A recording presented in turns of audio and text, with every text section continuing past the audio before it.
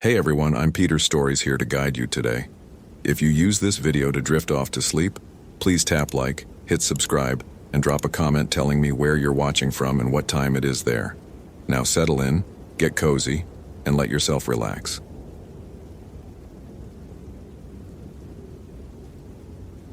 James Rodriguez adjusted his Motorola radio for the third time in 10 minutes.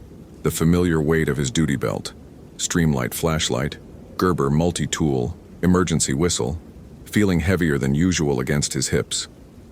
The morning mist clung to the towering Douglas firs of Olympic National Forest like something trying to hide, and that familiar knot in his stomach tightened. Not again.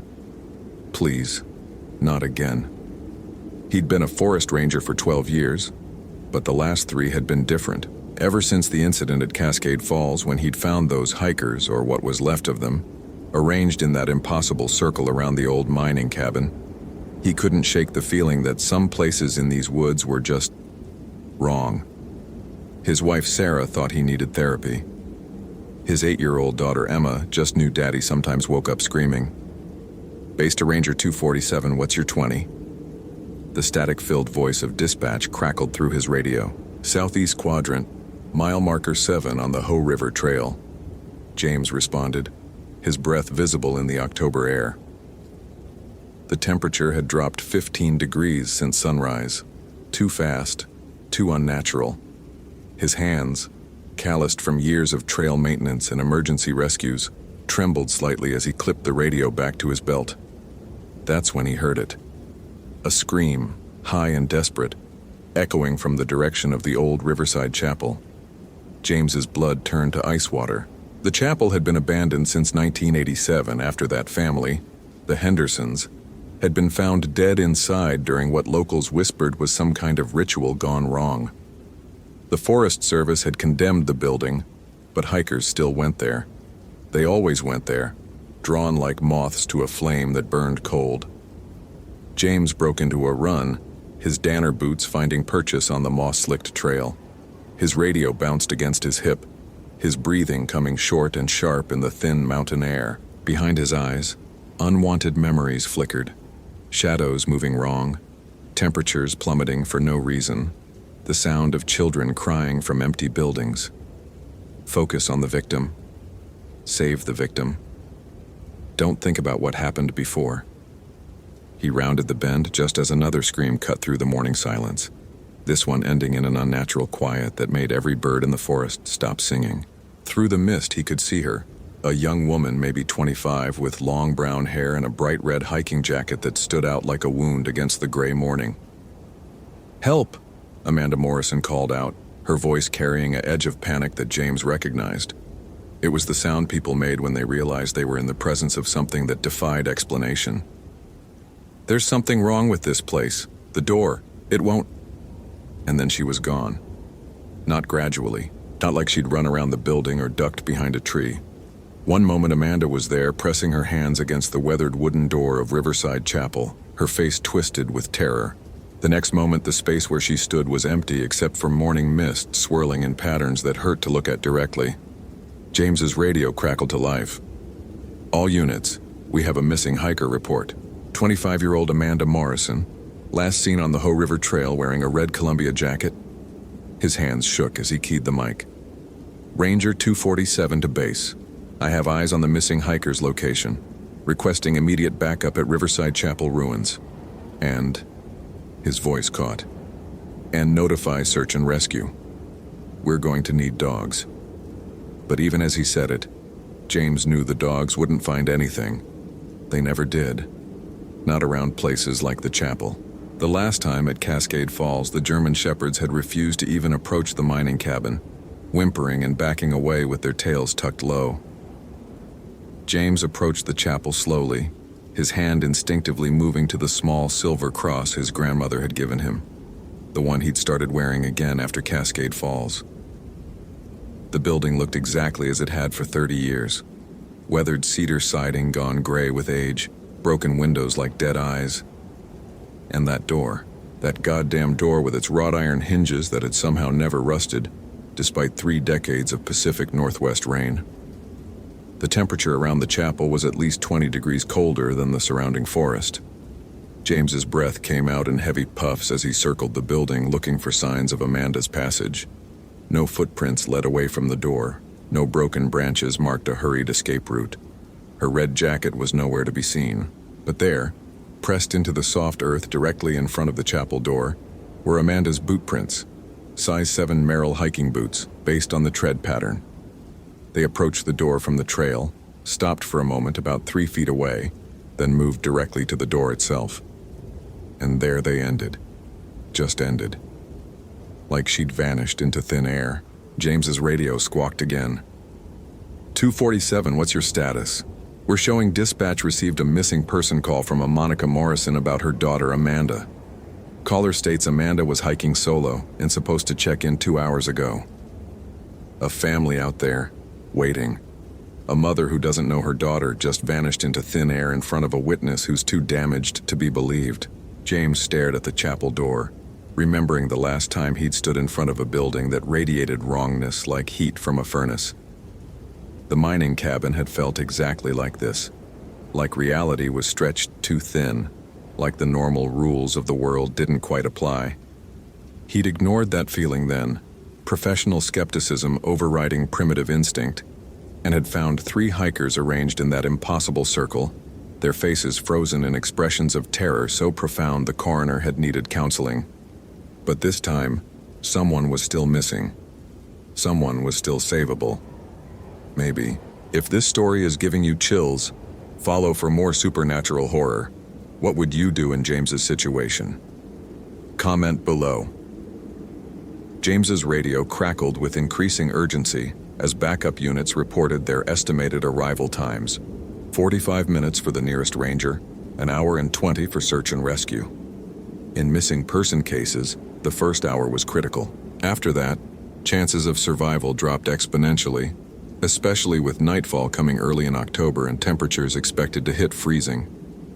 He pulled out his iPhone and texted his wife. Missing hiker case. Going to be late? Love you and M. Sarah's response came back immediately. Be safe. Emma made you a picture for when you get home. The thought of his daughter's crayon drawings, always featuring him in his ranger uniform, always depicting him as a hero, made his chest tighten. What would she draw if she knew Daddy sometimes found things in the woods that couldn't be explained? If she knew about the nightmares, the way he'd started checking locks twice, the reason he'd installed motion sensor lights around their cabin. James approached the chapel door, pulling on his leather work gloves. The wrought iron handle was so cold it burned even through the leather. And when he turned it, the mechanism moved with a silence that was wrong. No creaking, no grinding of old metal. It moved like it had been oiled yesterday. The door swung inward, revealing an interior that defied the building's abandoned exterior. The wooden floors gleamed with fresh polish. The pews, which should have been rotted and broken after 30 years of neglect, sat in perfect rows as if the morning service was about to begin. At the front of the chapel, beneath a stained glass window that depicted something that might have been Christ but had too many eyes, stood an altar that looked like it had been used recently. Very recently. The air inside tasted of copper and ozone, with an underlying sweetness that reminded James of flowers left too long in a vase. His Motorola radio filled with static the moment he crossed the threshold, reducing all communication to white noise punctuated by occasional fragments. 247, respond. Back up en route. Temperature dropping. Amanda's red jacket lay draped over the front pew like she'd just taken it off. Her hiking boots sat neatly beside it, laces still tied, but Amanda herself was nowhere to be seen. James's breathing came short and sharp as he moved down the center aisle, his boots echoing in the unnatural silence. The temperature inside the chapel was even colder than outside, cold enough that he could see his breath, cold enough that his fingers were starting to go numb despite his gloves. Each step felt like walking through water, resistance against forward movement that had no physical source. The altar drew his attention like a magnet. It was carved from black stone that seemed to absorb light rather than reflect it, and across its surface were symbols that hurt to look at directly, not because they were disturbing, but because they seemed to shift and writhe when viewed peripherally. At the center of the altar sat a leather-bound book, open to a page covered in spidery handwriting. James forced himself to read the visible text. The threshold between requires payment. One soul freely given, one soul freely taken. The Henderson family completed the first requirement October 13, 1987. The second requirement awaits fulfillment. The date made James's blood freeze. October 13, 1987, exactly 31 years ago. And today was October 13, 2018. His hands shook as he pulled out his phone to photograph the page, but the camera captured only blank paper. He tried again, adjusting the angle, checking his settings. The camera showed nothing but empty pages, but his eyes clearly saw the writhing text. "Amanda!" he called out, his voice echoing strangely in the chapel's acoustics. "Amanda Morrison, Forest Service, can you hear me?" The response came from everywhere and nowhere at once. Amanda's voice, but wrong somehow, distorted like it was traveling through water or from very far away. "Help me. I can't. The cold is... James, why aren't you helping me?" She knew his name. There was no way she could know his name. James spun in a circle, trying to locate the source of her voice. The stained glass windows showed the same too-many-eyed figure, but now it seemed to be watching him, turning its impossible gaze to follow his movement. The pews remained empty but somehow felt occupied, as if invisible congregants were waiting for some unholy service to begin. "Where are you, Amanda? Keep talking, I'll find you." I'm everywhere and nowhere. I can see you, but you can't see me." "The book, James.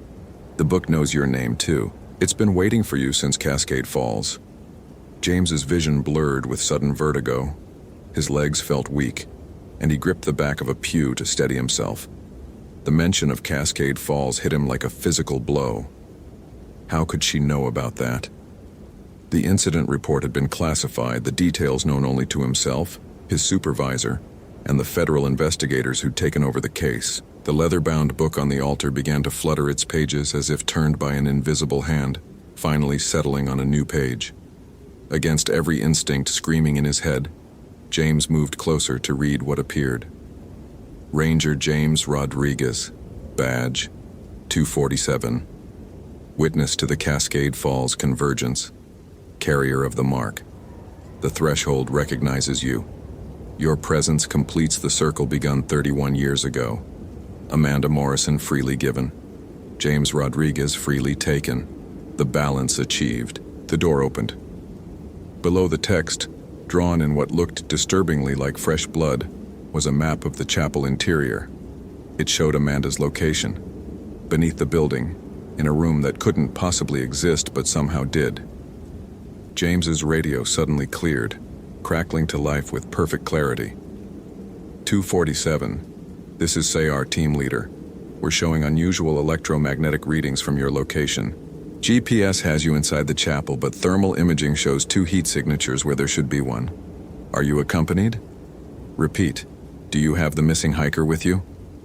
James keyed his mic with hands that wouldn't stop shaking. Negative on visual contact with the hiker, but I can hear her voice. There's something very wrong here. The building isn't what it appears to be. Roger that, 247. We're 40 minutes out. Do not attempt solo extraction if you locate the hiker. Wait for backup. But James was already walking toward the door behind the altar, a door that hadn't been there moments ago but now stood open, revealing stone steps leading down into darkness that seemed to swallow his flashlight beam. From the depths below, Amanda's voice called up, "James, please. It's so cold down here. And there are others. So many others. They're all waiting for you to join them." James tested his radio one more time before starting down the stone steps, static and fragments barely functional. He switched on his Streamlight Pro Tac, its 500 lumen beam cutting through darkness that seemed almost solid. The steps were worn smooth by countless feet over what must have been decades or centuries. Impossible, since the chapel had only been built in 1962. Everything about this place is impossible. Just like Cascade Falls, just like all the other reports I've read in the classified files. The staircase descended much deeper than should have been possible given the chapel's location. James counted 57 steps before reaching the bottom, which would put him at least 30 feet underground, below the water table, below the foundation level, below reality as he understood it. The chamber at the bottom was vast, far too large to fit beneath the chapel's modest footprint. The stone walls were covered in the same symbols he'd seen on the altar above, but down here they seemed to pulse with a faint, sickly light. The air was thick with that same sweet copper smell, now strong enough to make him gag. And there, in the center of the chamber, was Amanda. She sat perfectly still in a wooden chair that matched the pews above, still wearing her hiking clothes but somehow looking different. Paler, translucent, like morning mist given human form. Around her, arranged in a perfect circle, sat 6 other figures in similar chairs. 3 men, 2 women, and what appeared to be a teenage boy. All were dressed in hiking gear from different eras: 1970s flannel, 1990s windbreakers, early 2000s synthetic fabrics. All were watching James with eyes that reflected his flashlight beam like animals in the darkness. "You came," Amanda said, her voice carrying clearly across the chamber without echo. "I knew you would. The book said you would. Amanda, are you hurt? Can you move?" James kept his flashlight trained on her, but peripheral vision showed the other figures beginning to turn their heads toward him. "I'm Ranger Rodriguez. I'm here to get you out of here." "But I don't want to leave, James. It's so peaceful here, so quiet. And they've been telling me about you, about what you saw at Cascade Falls, about what you didn't report in your official statement." James's breath caught. The classified details of Cascade Falls weren't public knowledge. Even his wife didn't know the full truth about what he'd found in that mining cabin. "How do you—" "The Henderson family told me," Amanda interrupted, gesturing to the seated figures. "They've been waiting here since 1987 for someone like you, someone who's seen the other side but lived to tell about it, someone marked by contact with places where the rules are different." James played his flashlight across the seated figures, and his blood turned to ice water. The clothing styles matched different decades, yes, but all 6 figures bore an unmistakable family resemblance. The same sharp jawline, the same deep-set eyes, the same prominent cheekbones. The Henderson family. All of them. Parents, grandparents, teenage son. All exactly as they'd appeared in the police photos from 1987. The ritual wasn't completed 31 years ago, the teenage boy said, his voice carrying the flat affect of someone speaking from a great distance. "We offered ourselves freely, but the balance requires an unwilling soul as well. Someone who resists, who fights, who brings the spark of life into the darkness." James's hand moved instinctively to his radio, but he knew it was useless down here. No signal could penetrate whatever this place was, whatever rules governed its existence. His backup was still 35 minutes away, and even when they arrived, would they be able to find the entrance to this chamber? Would the door behind the altar still exist?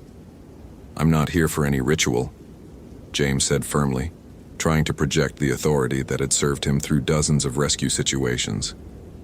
"I'm here to bring Amanda home to her family. Her mother is waiting for her." "My mother."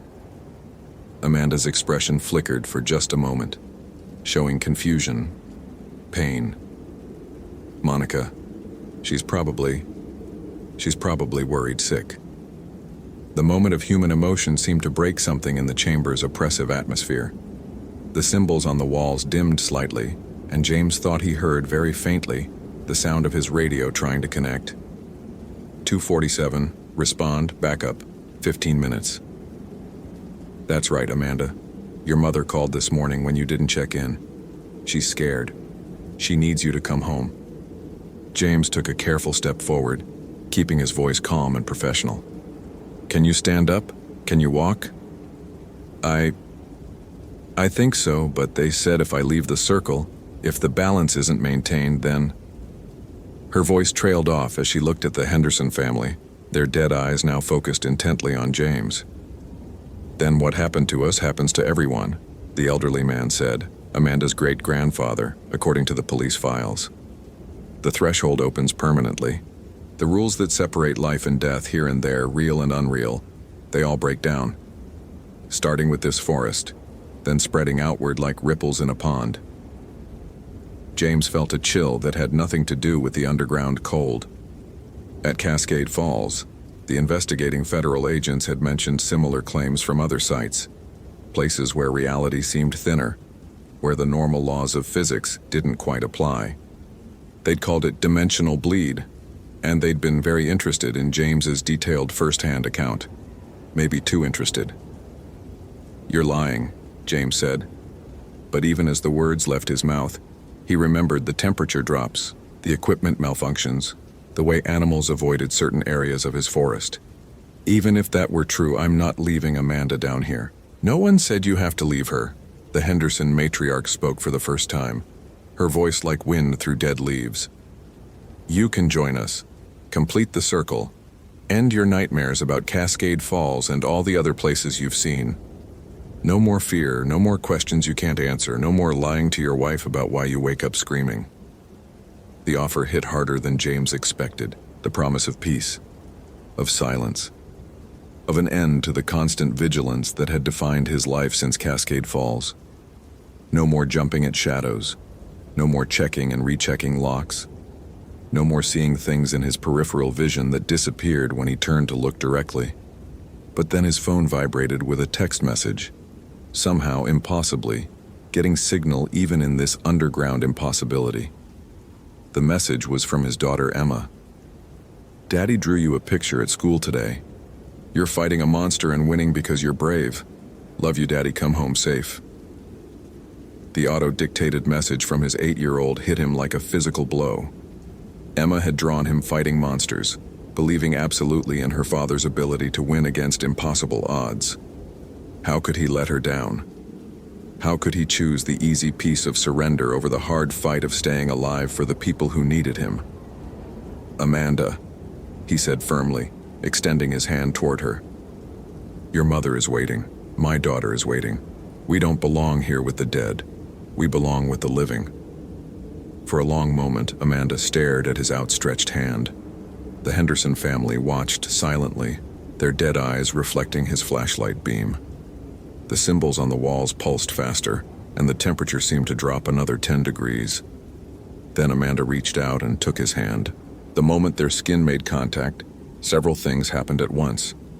The Henderson family began screaming, not with their mouths, but with a sound that bypassed the ears and went directly to the terror centers of the brain. The symbols on the walls blazed with brilliant light that seared after images behind James's eyelids, and the chamber began to shake like an earthquake, stone dust raining from the ceiling. "Run!" James shouted, pulling Amanda toward the staircase as the Henderson family rose from their chairs in perfect unison, their forms beginning to blur and stretch like smoke in a high wind. Holy crap, that was intense. Did that ending blow your mind? Like if you want more terrifying Forest Ranger stories, follow for daily supernatural horror, and comment your theory about what really happened to Amanda. I read every single one. James and Amanda reached the stone stairs just as the chamber behind them erupted in chaos. The Henderson family's screaming had become a sound like tearing metal, and their forms were stretching upward toward the ceiling, becoming less human with each passing second. The symbols on the walls were now blazing so brightly that James's flashlight was unnecessary, casting everything in a harsh, angular light that made shadows fall in impossible directions. "Don't look back!" James shouted over the supernatural cacophony, pulling Amanda up the stairs 2 at a time. Behind them he could hear the Henderson family, or what they'd become, beginning to move with a sound like wind through a graveyard. Amanda's hand in his felt solid, real, warm with life, not the cold, translucent thing he'd first seen in the chamber. Whatever hold the place had had on her was breaking, but the cost was becoming clear.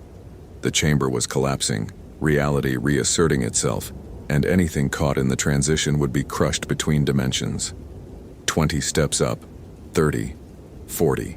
"James!" Amanda gasped, her legs shaking with exhaustion and terror. "I can remember now. I was just hiking, taking pictures of the fall colors for my mom, and I saw the chapel. Something called to me, made me want to go inside. But when I touched the door... Later, James panted, his lungs burning in the thin air that was growing thinner with each step. Explanations later. Right now we just need to... The staircase shuddered, and several steps cracked down the middle. From below came a roar that sounded like reality itself being torn apart. James looked down to see something rising toward them. Not the Henderson family anymore, but something made of shadow and hungry light. Something that hurt to perceive directly. The threshold, it screamed in voices that belonged to the 6 dead family members but layered with harmonics that no human throat could produce. The balance. You cannot break what has been 30 years in the making. James's radio suddenly exploded with clear signal. 247, we have visual on the chapel structure. Building appears to be collapsing. Massive temperature drop. Electromagnetic interference off the charts. What is your status? Ranger 247 with missing hiker. Exiting structure now. James keyed his mic while still pulling Amanda up the disintegrating stairs. Have medical standing by. Hypothermia, possible shock. They burst through the doorway behind the altar just as the chapel around them began to shift and blur. The polished pews were rotting before their eyes, 30 years of neglect hitting them in fast forward. The stained glass windows cracked and fell inward, the too many-eyed figure fragmenting into colored shards that turned to dust before hitting the floor. But the exit, the front door that James had entered through, was gone. Where it had been, there was now only solid wall, weathered cedar boards that looked like they'd been nailed shut for decades. "The windows!" Amanda shouted, pointing to the side of the chapel where the glass had already fallen out. "We can..." The floor beneath them lurched sideways, and James realized the entire building was sinking into the ground like it was built on quicksand. Through the empty window frame, he could see his backup arriving. 2 Ranger vehicles and a search and rescue truck. Their occupants staring in shock at a building that was folding in on itself in ways that defied physics. James didn't think. He grabbed Amanda around the waist and dove through the window opening just as the chapel collapsed behind them, with a sound like the world's largest house of cards falling down. They hit the forest floor hard, James taking the impact on his shoulder and rolling to absorb the force. Pine needles and dirt filled his mouth. But he'd never tasted anything more wonderful. The real world, solid and mundane and beautifully, gloriously normal. Jesus Christ, Rodriguez. Ranger Martinez was running toward them, medical kit in hand. What the hell just happened? The building just collapsed in on itself like it was made of paper.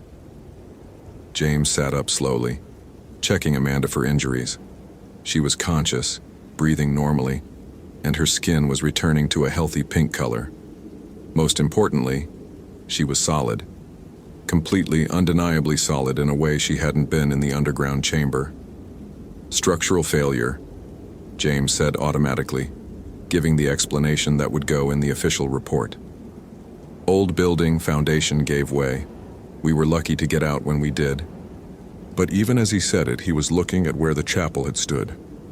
There was nothing there now except forest floor covered in fallen leaves. No debris, no foundation stones, no sign that a building had ever existed in that spot. If he hadn't been holding Amanda's hand, he might have thought he'd imagined the whole thing. Martinez was running his medical assessment on Amanda, checking her pupils, taking her pulse, wrapping her in an emergency blanket. "Ma'am, I'm Ranger Martinez. Can you tell me your name?" "Amanda Morrison," she replied clearly. "I was hiking alone, taking pictures, and I saw this old chapel. I went inside and then everything gets fuzzy until Ranger Rodriguez found me." James studied her face carefully. Did she remember the underground chamber? The Henderson family? The choice she'd made to leave with him? Her eyes met his for just a moment, and he saw a flash of shared knowledge. She remembered everything, but like him, she understood that some truths were too dangerous to speak aloud. "We'll need a full medical evaluation," Martinez was saying into his radio, "but preliminary assessment shows no serious injuries. Patient appears to have mild hypothermia but is responsive and coherent." As the medical team loaded Amanda into the ambulance, she caught James's hand one more time. "Thank you," she whispered, and in her voice he heard an echo of something else. The balance is broken, but something else is waking up because of it. something that's been sleeping for a lot longer than 30 years. The ambulance pulled away, taking Amanda back to civilization, back to her worried mother, back to a life that would probably never feel quite normal again. James knew the feeling. Ranger Martinez walked over, shaking his head as he looked at the empty space where the chapel had been. "Damnedest thing I've ever seen. You sure you're okay, Rodriguez? You look like you've seen a ghost." James almost laughed. "Just tired, Martinez. Long day." But as the other Rangers packed up their equipment and headed back to their vehicles, James lingered at the site.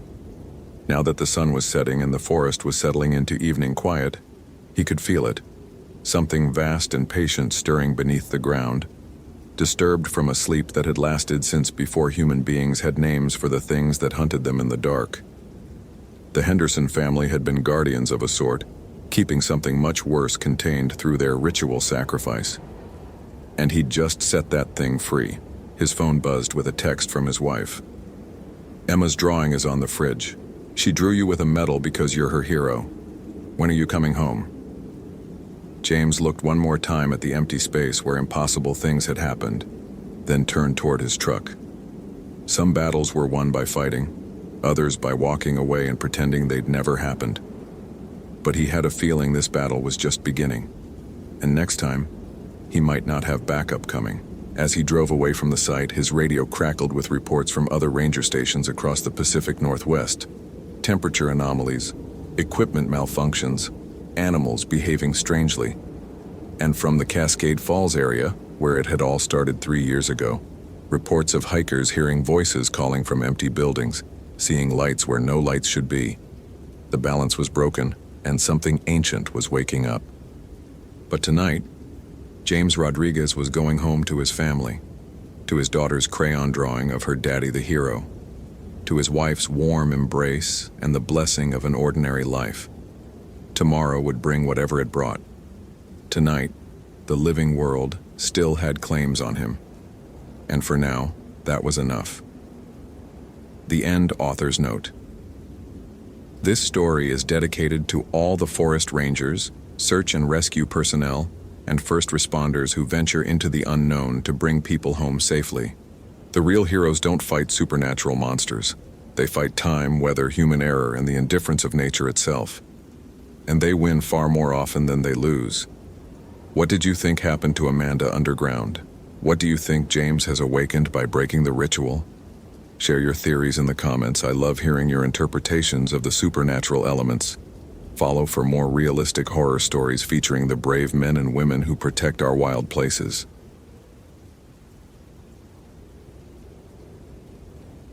The static from William's radio crackled like old bones as he pushed deeper into the Cascade National Forest, his boots crushing frost-brittle leaves beneath 23 years of ranger experience. 6 hours. Jennifer Martinez had been missing for 6 hours, and the November cold was already seeping through his regulation jacket like fingers probing for weakness. His Motorola T800 radio sputtered against his chest, the battery indicator blinking amber. A reminder that even the most reliable equipment had limits, just like the 38-year-old father of 2 daughters who wore it. Ranger Station, this is McKinnon. Still no visual on the missing hiker, over. His breath formed small clouds that dissipated too quickly in the unnatural stillness. The silence that followed wasn't just the absence of a response. It was the kind of quiet that made veteran rangers check their weapon and wonder why every bird in a 50-acre radius had suddenly decided to shut the hell up.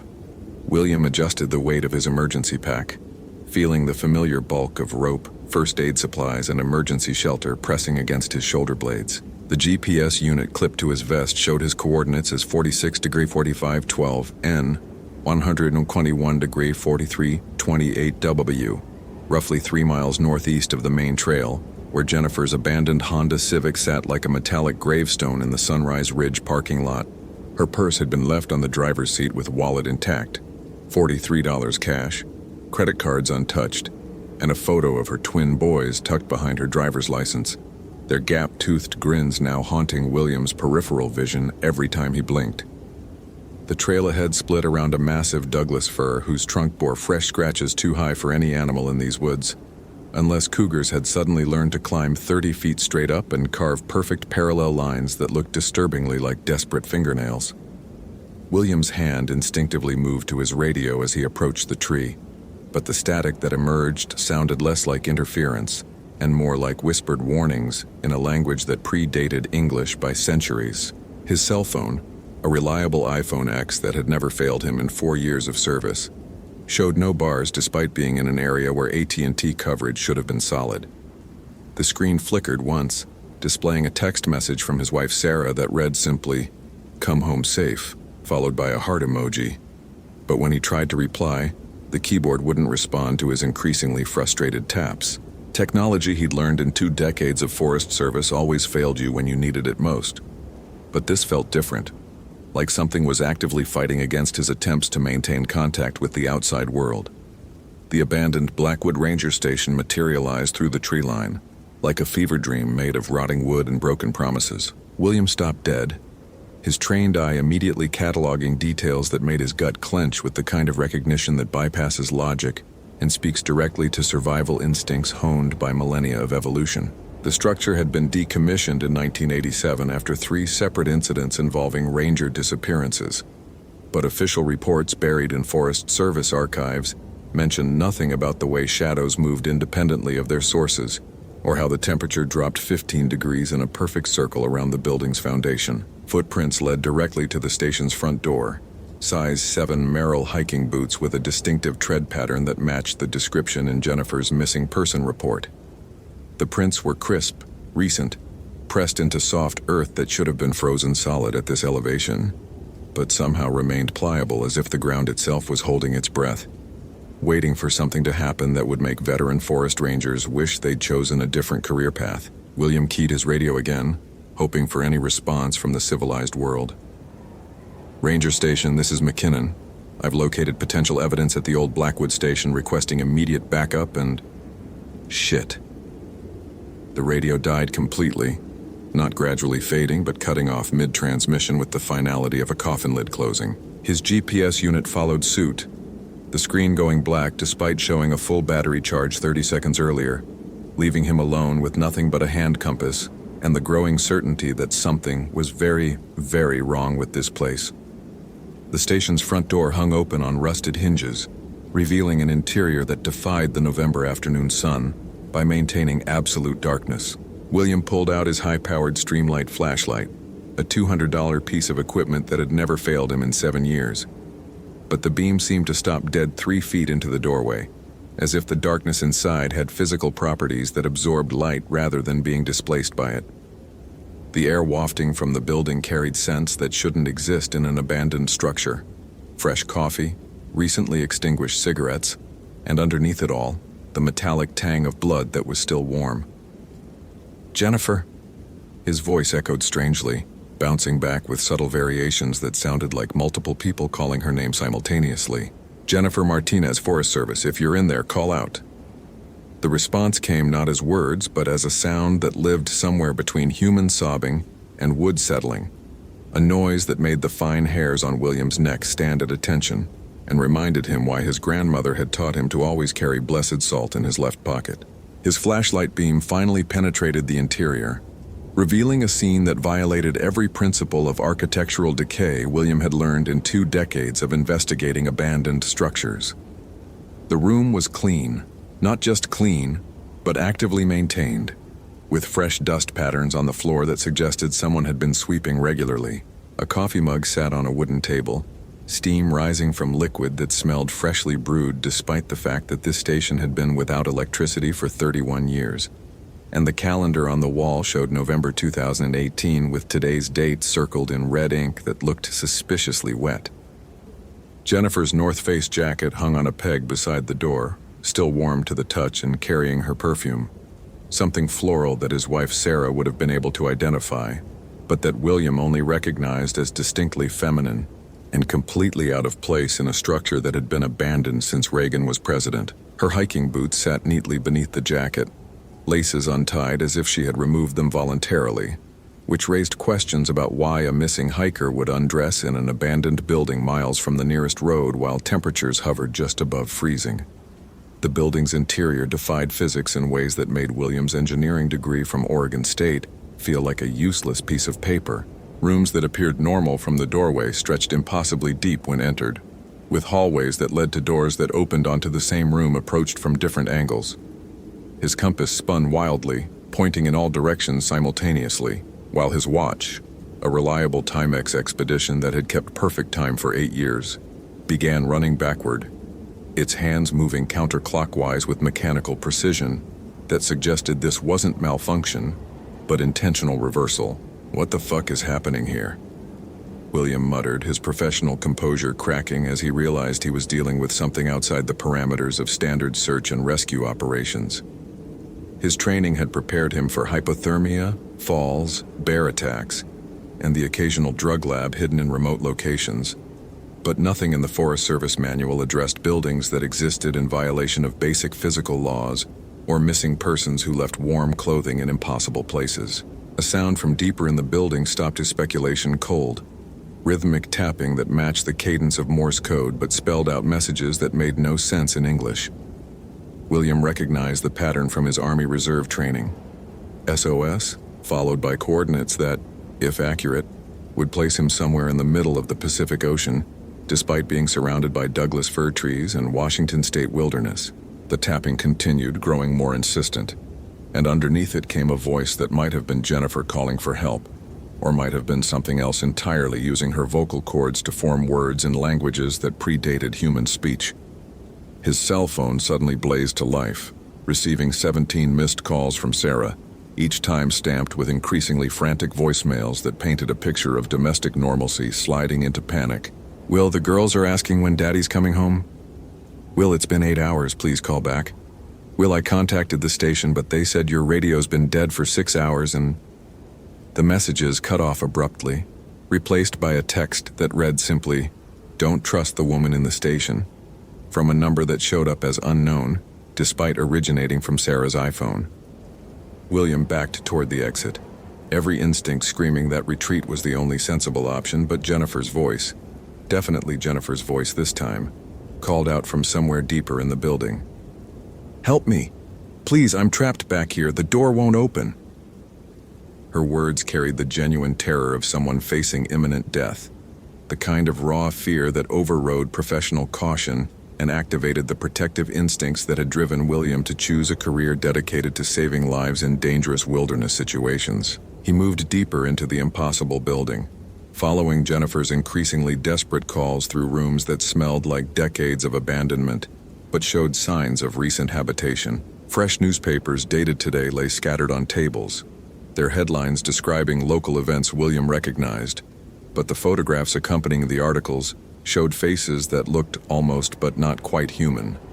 Familiar features distorted by subtle wrongness that suggested the uncanny valley had geographical coordinates somewhere in the Cascade Mountains. The hallway stretched ahead of him like a throat, walls breathing slightly with each step, floor yielding beneath his boots in ways that reminded him uncomfortably of walking on living tissue. Jennifer's voice grew clearer, more desperate, calling his name now despite the fact that he had never introduced himself and missing persons rarely knew their rescuers' identities before contact was established. "William! William, please help me, it won't let me leave." The plea carried intimate knowledge that made his blood pressure spike and his hand move instinctively to the Glock 22 holstered at his hip. Behind him, the entrance door slammed shut with finality that echoed through the building like a gunshot, followed by the distinct sound of multiple locks engaging. Despite the fact that the door had shown no locking mechanism when he entered, William spun around, training his flashlight on the exit, but found only smooth wall where the door had been, as if the building had healed itself around his intrusion, like living flesh closing over a wound that had never existed. "Jesus Christ," he whispered, feeling 23 years of professional competence evaporate in the face of a situation that defied every rational explanation his experience could provide. His radio remained dead.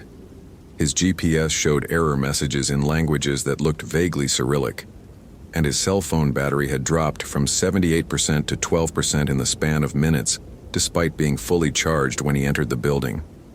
The walls around him pulsed gently like a heartbeat, and the air grew thick with humidity that carried scents of decomposition and something that might have been burning hair. Jennifer's voice reached him again, but this time it came from multiple directions simultaneously, creating an acoustic impossibility that made his inner ear struggle to maintain balance. "I found something down here, William. Something about why people disappear in these woods. You need to see this. You need to see." Her words carried the false calm of someone trying to lure a rescuer into danger. But underneath the deception lay genuine terror that suggested Jennifer was both victim and unwilling participant in whatever was happening in the depths of Blackwood Station. The building's layout continued to shift around him, rooms rearranging themselves when he wasn't looking directly at them, corridors extending or contracting based on some logic that operated outside human understanding. His flashlight revealed details that changed upon second viewing. Photographs on walls that showed his own face in scenes he had never experienced. Calendars that displayed months existing outside the standard 12, and books written in English, but containing words that had no meaning despite appearing grammatically correct. "Follow my voice, William." Jennifer's plea now carried subtle harmonics, as if multiple women were speaking in perfect unison, their combined voices creating frequencies that bypassed his conscious mind and spoke directly to instincts evolved to respond to distress calls from potential mates. His feet moved forward against his better judgment, carrying him deeper into a building that existed in violation of engineering principles and architectural possibility, toward a woman whose location defied acoustic physics and whose identity might not match her voice. The corridor ahead terminated in a heavy wooden door marked Station Commander, in brass letters that gleamed like they had been polished minutes earlier. Light seeped from beneath the door, warm, welcoming illumination that suggested safety and normalcy despite coming from a room that shouldn't have electricity and probably shouldn't exist.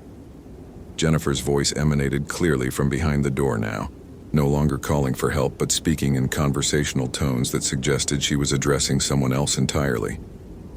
"He's almost here. Are you ready?"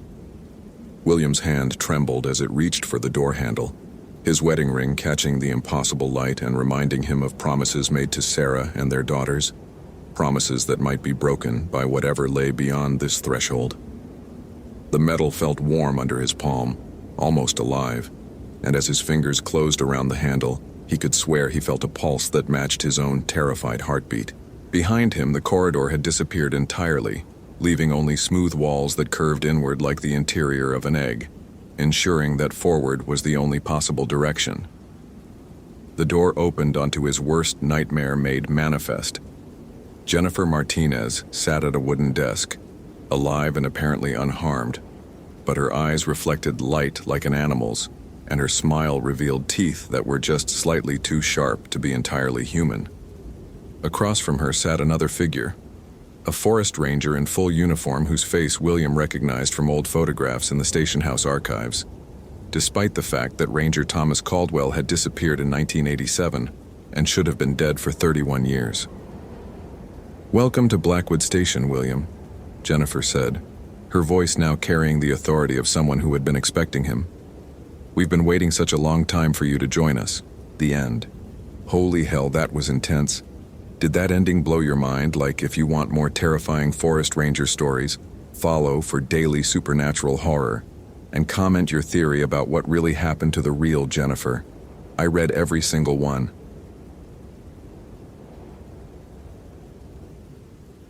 Ryan Matthews' Nokia buzzed against the nightstand at 5:47 a.m., cutting through the pre-dawn darkness of his small ranger cabin. The display showed "Dispatch" in green letters, and his stomach immediately clenched. Emergency calls before sunrise were never good news. "Matthews here," he answered, his voice still thick with sleep. "Ryan, we've got a missing person situation at Fairy Falls Trail," came the crackling voice of Martha, the overnight dispatcher, 22-year-old female Lauren Hendricks from Denver. Family reported her overdue from a day hike yesterday evening. Your first response. Ryan sat up, instantly alert, despite having been with the Park Service for only 8 months. The rookie jitters hit him like they always did on serious calls. "Copy that. Last known location?" "Fairy Falls parking area. Her Honda Civic is still there. Family says she was planning a solo hike to the falls and back, should have returned by 4 p.m. yesterday. It's now approaching 6 a.m. 14 hours. Ryan's training kicked in as he pulled on his uniform. October nights in Yellowstone dropped below freezing. If Lauren was injured and exposed, any medical conditions I should know about? Negative. Experienced hiker according to the family. Parents are driving up from Salt Lake City, should arrive around noon. Ryan strapped on his duty belt, checking his radio, GPS unit, and emergency med kit. His hands shook slightly, not from the cold, but from the weight of responsibility. This was his first solo missing person case. I'm heading out now. Estimated arrival at Trailhead in 20 minutes. Copy, and Ryan? Martha's voice softened. You've got this, kid. The Fairy Falls parking lot held only Lauren's silver Honda Civic, looking abandoned under the pale morning light filtering through the lodgepole pines. Ryan parked his Ranger truck and approached the vehicle, his breath visible in the crisp October air. The car was unlocked. Strange for someone from Denver. He peered through the windows and spotted a purse on the passenger seat, keys still dangling from the ignition. His rookie training manual flashed through his mind. Never assume anything. Document everything. Ryan pulled out his incident report pad, noting the unlocked doors and visible valuables. The back seat held hiking gear, an empty Nalgene bottle, energy bar wrappers, and a fleece jacket. If she'd taken the jacket, she might still be warm. The trailhead began just 50 yards away, marked by a weathered wooden sign. Fairy Falls, 2.4 miles. Ryan shouldered his pack, heavy with emergency supplies, rope, and his two-way radio. The weight felt reassuring against his back. Dispatch Matthews. Beginning trail search at Fairy Falls Trailhead. Vehicle secure, no signs of distress. Copy that, Ryan. Weather forecast shows clear skies until noon, then possible snow showers. Temperature currently 38 degrees. Ryan started up the trail, his hiking boots crunching on frost-covered pine needles. The forest felt unnaturally quiet. No bird calls, no squirrel chatter. Even the wind seemed muted. He'd done this hike dozen times during training, but something felt different today. Wrong. Every 100 yards, he stopped to call out, "Lauren, this is Park Service. Can you hear me?" His voice echoed off the distant canyon walls, but only silence answered back. 30 minutes in, he found the first sign. A single hiking boot lay in the middle of the trail, as if it had simply been dropped. Ryan's heart rate spiked as he approached it carefully, pulling out his camera to document the scene before touching anything. Women's size 8, well-worn Merrill boot. No blood, no signs of struggle in the surrounding dirt. He called dispatch immediately. "Martha, I've got Lauren's hiking boot approximately 1.5 miles up Fairy Falls Trail. Just sitting in the path, no other sign of her." Static crackled through the radio. "Copy that. Single boot?" "Affirmative. No disturbance around it. It's like she just took it off and left it." Ryan knelt beside the boot, his trained eye searching for clues. The laces were tied, not ripped or cut. This doesn't make sense. Why would someone remove one boot and keep walking? Maybe it was bothering her blister? Ryan shook his head even though Martha couldn't see him. You don't just abandon a boot on a mountain trail, especially not in October. He photographed the boot from multiple angles, then carefully bagged it as evidence. As he stood to continue the search, a sound made him freeze. Footsteps. Slow, deliberate footsteps coming from deeper in the forest, off trail. Ryan turned toward the sound, his hand instinctively moving to his radio. "Hello? Lauren?" The footsteps stopped. Ryan waited, listening so intently his ears began to ring. After a full minute of silence, he called out again. "Park Service, if you can hear me, please respond." Nothing. But as he resumed hiking, he could swear he heard them again. Distant footsteps matching his own pace, always staying just out of sight in the dense forest. Fairy Falls crashed down the limestone cliff in a thunderous white cascade, misting the air with ice-cold droplets. Ryan approached the viewing area cautiously, his eyes scanning for any sign of Lauren or additional clues. The wooden observation deck was empty, scattered with autumn leaves that crunched under his boots. He called Lauren's name repeatedly, his voice nearly drowned by the roaring water. No response came back except his own echo. Ryan checked his watch. 8:23 a.m. He'd been searching for over an hour and found only the mysterious boot. His radio crackled to life. "Ryan, this is Martha. The parents just called again. They're asking about helicopters, search dogs, anything we can do to speed this up." The desperation in the dispatcher's voice reflected what the family must be feeling. Ryan closed his eyes, trying to think like an experienced ranger, instead of a rookie who'd never handled anything more serious than lost day hikers. "Copy. I'm at the falls now, no sign of her here either. I think we need to expand the search area and bring in additional personnel." "Already working on it. Supervisor Jenkins is en route with a full search team, ETA 45 minutes. Relief flooded through Ryan. Backup was coming. He wasn't alone anymore. But as he prepared to descend back toward the trailhead, movement in his peripheral vision made him turn. A figure stood at the tree line, maybe 50 yards away, partially obscured by the pine trunks. "Lauren!" Ryan shouted, starting toward the figure. "Lauren, is that you?" The figure didn't respond, didn't move. As Ryan got closer, his excitement turned to confusion, then to something colder. The figure appeared to be wearing outdated clothing, what looked like a heavy wool coat and wide-brimmed hat from decades past. The person stood perfectly still, facing away from him. "Excuse me," Ryan called out. "Sir? Ma'am? Did you see a young woman hiking alone?" Still no response. Ryan was now only 20 yards away, close enough to see that the figure cast no shadow despite the bright morning sun filtering through the trees. His blood turned to ice water. Ryan's rational mind fought against what his eyes were telling him. The figure, definitely human-shaped but somehow wrong, remained motionless among the lodgepole pines. No breath vapor in the cold air, no shifting weight, no shadow. "Hello?" His voice came out smaller than intended. The figure slowly began to turn. Ryan's rookie training had never covered this. His hand fumbled for his radio, but his fingers felt numb, clumsy. The turning seemed to take forever, as if the figure moved through thick liquid instead of air. When the face came into view, Ryan's knees nearly buckled. It was a woman, middle-aged, with skin the color of old newspaper and eyes like empty windows. Her mouth moved silently as if trying to speak, but no sound emerged. She raised one arm, a jerky, unnatural motion, and pointed deeper into the forest. Then she was gone. Not faded away, not walked away. Simply gone, as if she'd never been there at all. Ryan stood frozen, his heart hammering against his ribs. Every fiber of his being screamed to run back down the trail, to wait for the search team, to pretend this hadn't happened. But Lauren was still missing, and that apparition, Jesus Christ, had that really been an apparition, had pointed in a specific direction. His radio crackled. "Ryan, you copy?" Yes, Martha, I'm here." "Everything okay? You sound strange."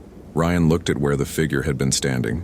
Pine needles and fallen leaves covered the ground undisturbed. No footprints, no evidence that anything had been there at all. "I'm fine, just thought I saw something. Probably a deer." But even as he said it, he knew he was lying, and from the silence that followed, he suspected Martha knew it too. The rookie forest ranger looked in the direction the apparition had pointed. A faint trail, barely visible, led deeper into the woods where the trees grew thick and the shadows never seemed to lift. Against every instinct screaming in his head, Ryan Matthews started walking toward those shadows. The unofficial trail wound deeper into the backcountry, far from any marked hiking path. Ryan's GPS showed he was heading northeast, into a section of wilderness that rarely saw visitors. With each step, the forest grew denser, the canopy thicker, until the morning sun became just scattered patches of light on the forest floor. His radio reception weakened as he traveled deeper into the trees. Static replaced Martha's clear voice, making communication nearly impossible.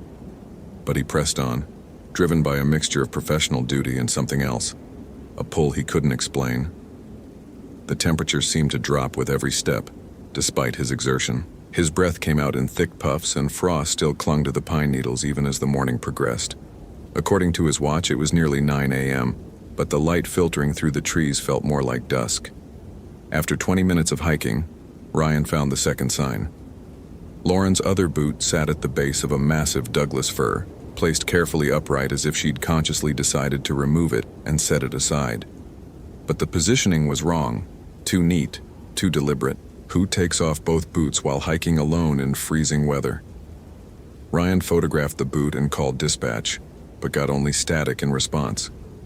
He was truly alone now. As he bent to examine the boot more closely, he noticed something else. Scratches in the bark of the Douglas fir about 5 feet up the trunk.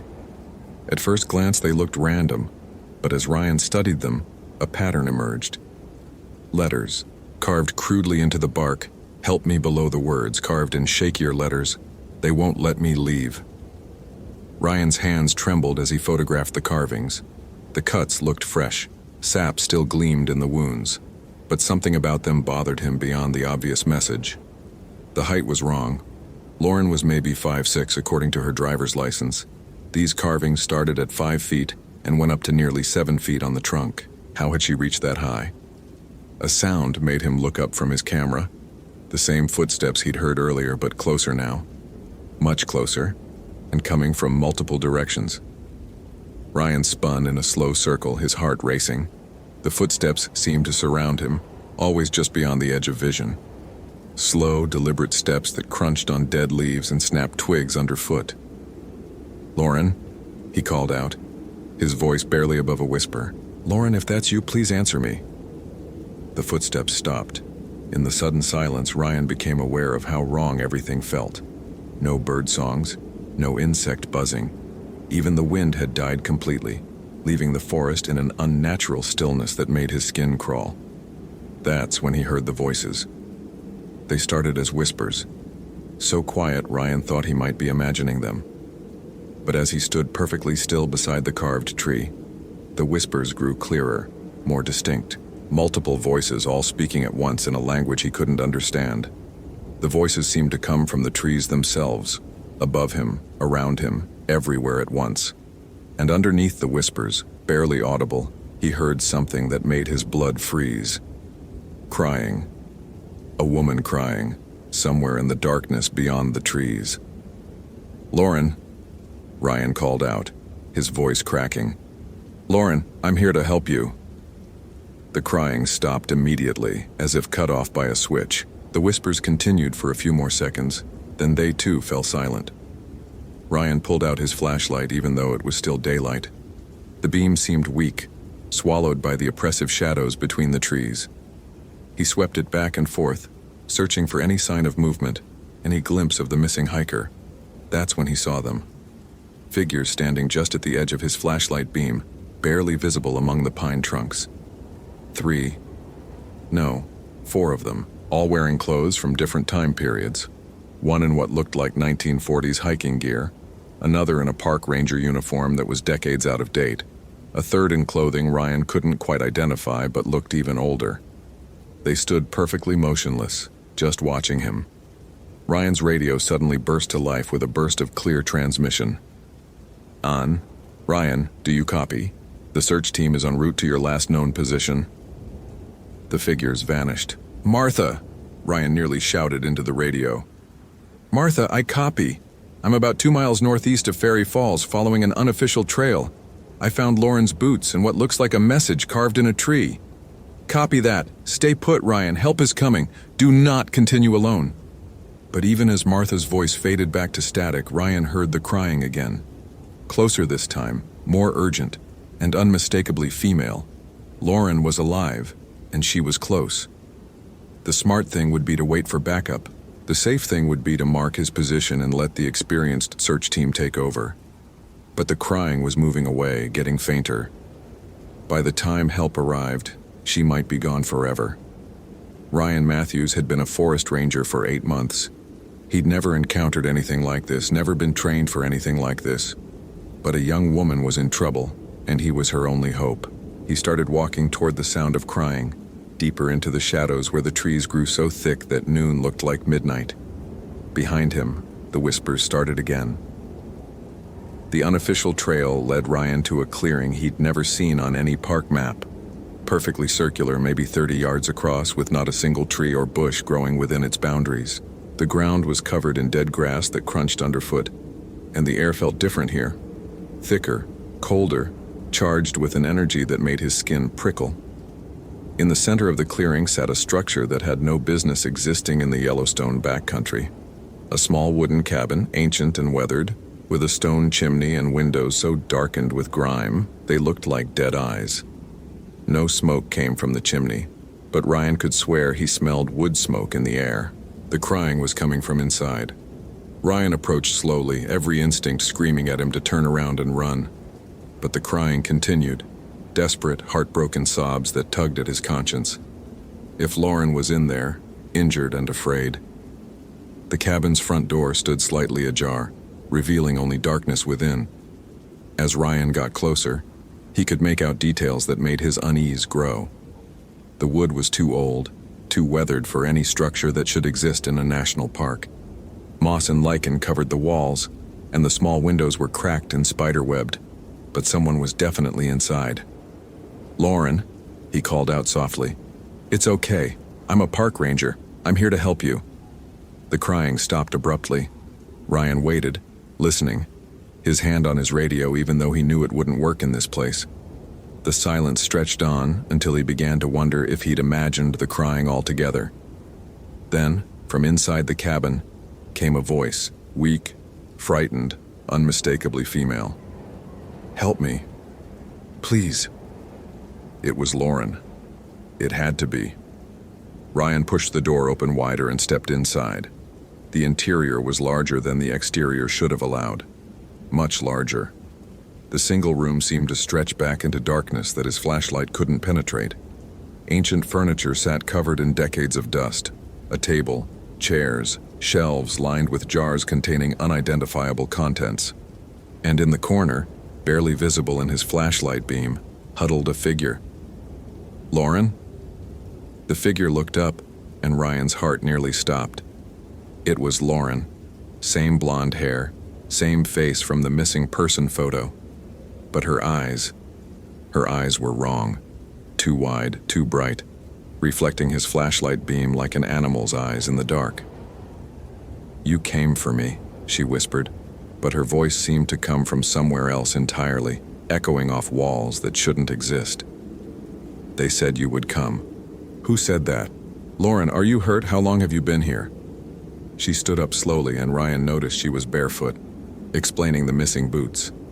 But her feet showed no signs of injury, no cuts or bruises from walking miles over rough terrain without protection. "Time doesn't work right here," she said, moving closer. As she stepped into the full beam of his flashlight, Ryan saw something that made his blood turn to ice. She cast no shadow, just like the figure by the falls. "You're not Lauren," he whispered, backing toward the door. The thing that looked like Lauren smiled, and her teeth were too white, too sharp. "But I could be," it said in Lauren's voice. "I could be her forever.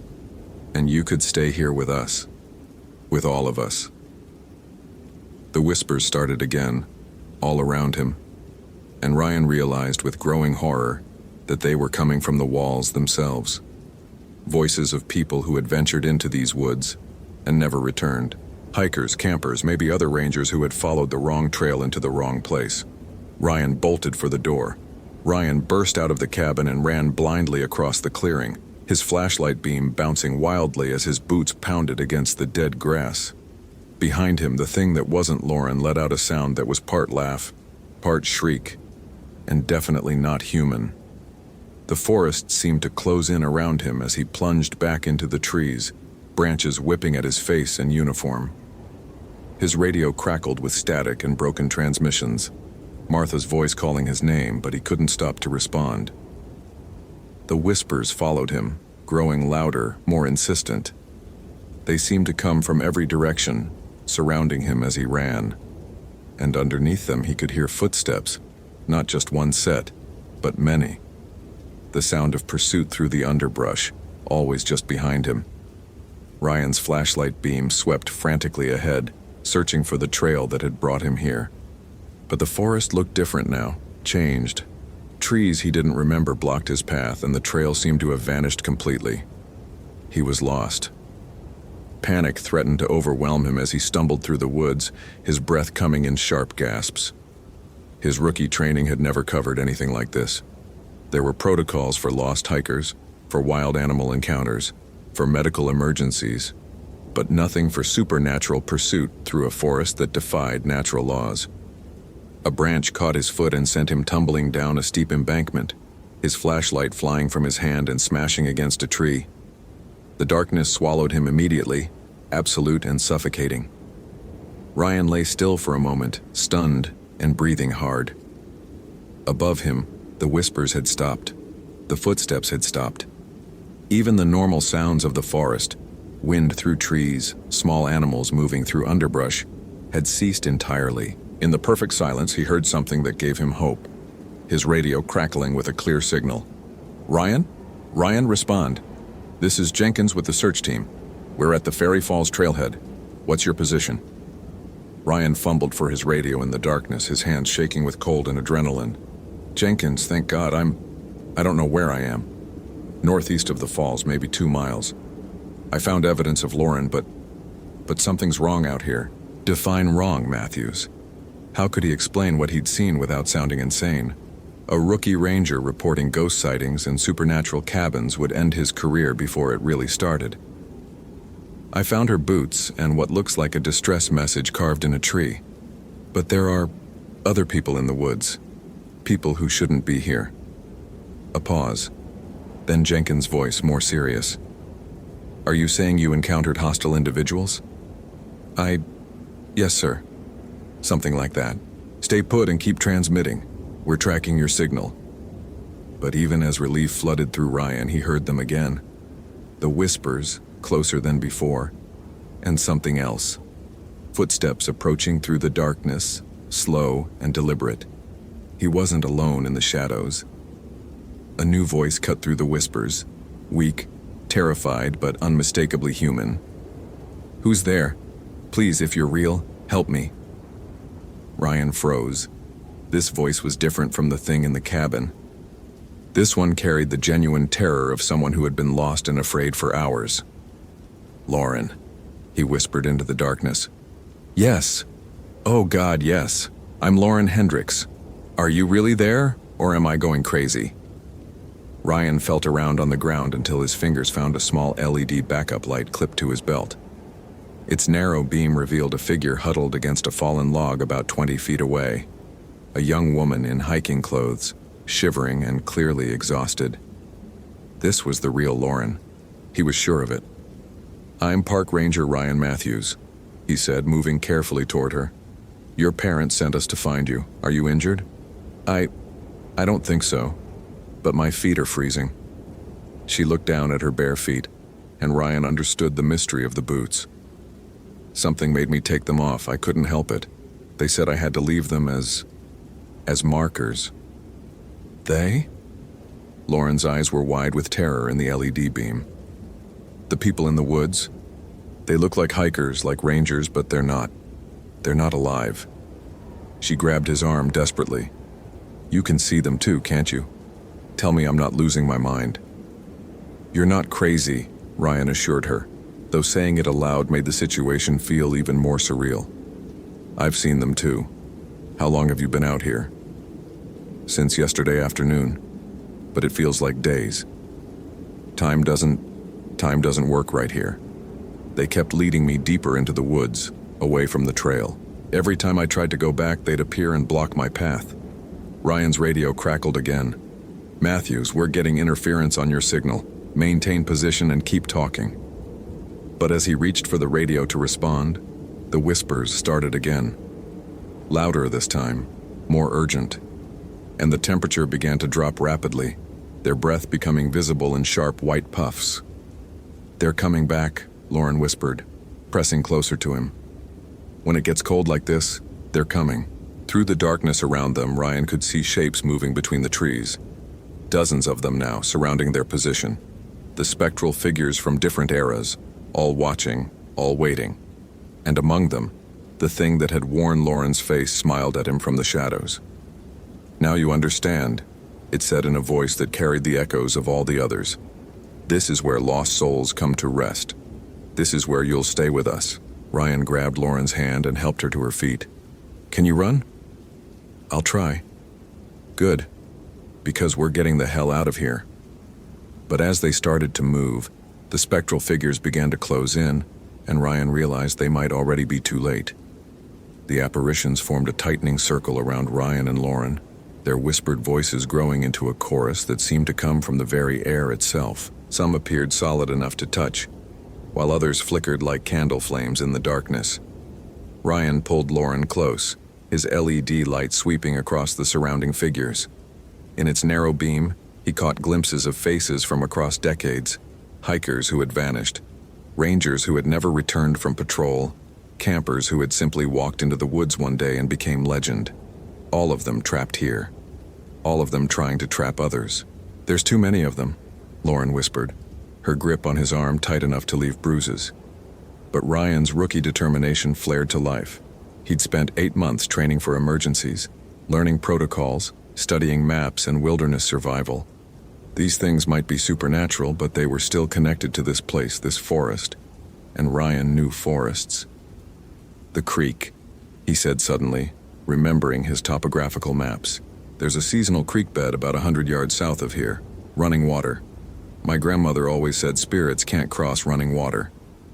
"You're betting our lives on folklore? You got a better idea?" A spectral figure lunged toward them, and Ryan felt icy fingers brush his face. The touch burned like frostbite, leaving his skin numb. "South," he shouted, pulling Lauren through a gap between two apparitions. "Run south." They crashed through the underbrush, spectral hands grasping at them from all directions. Ryan's LED light showed glimpses of the pursuit, dozens of figures flowing through the trees like smoke, keeping pace effortlessly. The ground began to slope downward, and Ryan heard the sound he'd been praying for, the bubble and rush of moving water. The seasonal creek was running full from recent rains, maybe 3 feet wide and knee-deep. "There!" Ryan pointed toward the water. "Cross it." They splashed into the creek, the icy water shocking against their skin. Behind them, the spectral figures stopped at the water's edge, unable or unwilling to follow. But the thing that had worn Lauren's face stood at the front of the group, its eyes glowing with malevolent intelligence. "You can't run forever," it called out in a voice like wind through dead leaves. "This forest is vast, and we are patient. We have all the time in the world." Ryan's radio suddenly burst to life with Jenkins' voice. "Matthews, your signal just got stronger. We're tracking you to your current position. ETA 15 minutes. The spectral figures began to fade as the radio transmission continued, becoming translucent, then disappearing entirely. Within moments, Ryan and Lauren were alone beside the creek, shivering in the darkness. "They're gone," Lauren whispered in amazement. "For now," Ryan said, helping her out of the creek, "but I don't think they're finished with us." In the distance, through the trees, Ryan could see flashlight beams approaching. The search team was coming, bringing with them the rational world of radios and protocols and explanations that made sense. But as they waited for rescue, Ryan couldn't shake the feeling that this encounter was just the beginning. The forest had shown him something that existed beyond his training, beyond his understanding, and it would be waiting for him the next time he ventured into the deep woods alone. The search team found them 40 minutes later, hypothermic but alive. Supervisor Jenkins wrapped them in emergency blankets while EMTs checked their vital signs and treated Lauren's frostbitten feet. "What happened out there, Matthews?" Jenkins asked as they hiked back toward the trailhead. "Your radio transmissions were unusual." Ryan looked at Lauren, who was being helped along the trail by 2 other rangers. She caught his eye and gave an almost imperceptible shake of her head. "We got disoriented," Ryan said carefully. "There are some unofficial trails back there that don't appear on our maps. Lauren got turned around, and when I went looking for her, I did too." It was true, as far as it went. But it wasn't the whole truth. Jenkins studied him for a moment. "The boots?" She was developing blisters, had to take them off. "And the message carved in the tree? False alarm. Old carvings, probably from decades ago. The lighting made them look fresh." Jenkins didn't look entirely convinced, but he didn't press the issue. By the time they reached the parking lot, Lauren's parents had arrived from Salt Lake City, a middle-aged couple who cried with relief as they embraced their daughter. As the ambulance prepared to take Lauren to the hospital for observation, she approached Ryan one more time. "Thank you," she said simply, "for believing me, for not letting them take me. Just doing my job." She shook her head. "No, you did more than that. You risked everything." She paused, looking back toward the tree line where the forest waited in darkness. "They'll try again, won't they? For both of us." Ryan followed her gaze. In the distance, barely visible among the pine trunks, he thought he could see figures watching them. But when he blinked, they were gone. "Maybe," he said quietly, "but next time we'll be ready." As the ambulance drove away with Lauren and her family, Ryan began the long process of filing his incident report. On paper, it would read like a routine search and rescue. Hiker got lost. Ranger found her. Both suffered mild exposure but recovered fully. The truth would stay between them, locked away in a part of his mind that his training had never prepared him to use. But as Ryan drove home through the darkness, his radio crackled one more time with a transmission that made his blood turn cold. "Help me, please." It was Lauren's voice, clear as day. Lauren, who was currently in an ambulance 20 miles away. Ryan pulled over and stared at his radio in horror, finally understanding that his encounter with the supernatural residents of Yellowstone's deep woods was far from over. Some things, once awakened, never go back to sleep. And some places never let you truly leave. The end. Or is it? What did you think? Did this supernatural encounter give you chills? Ryan's rookie instincts were tested by forces beyond any training manual. Tell me, what would you have done in Ryan's situation? Do you think the spectral apparitions will return? Was Lauren truly safe, or is something still following her? Want more terrifying forest ranger horror stories? Hit that follow button for daily supernatural scares that will make you think twice about hiking alone. Smash that like if this story kept you on the edge of your seat. What should Ryan encounter next in Yellowstone's haunted wilderness? Comment your ideas below. I read every single one. The radio crackled to life at 6:47 a.m., jolting Ranger Stephen Mitchell from his first sip of coffee. Base to Sector 7, we've got a code yellow. 22-year-old female Samantha Chen failed to return from backcountry camping. Last known position, Devil's Backbone Trail. Stephen set down his ceramic mug, the one his daughter Emma had painted with wobbly letters spelling "World's Best Dad," and grabbed his gear.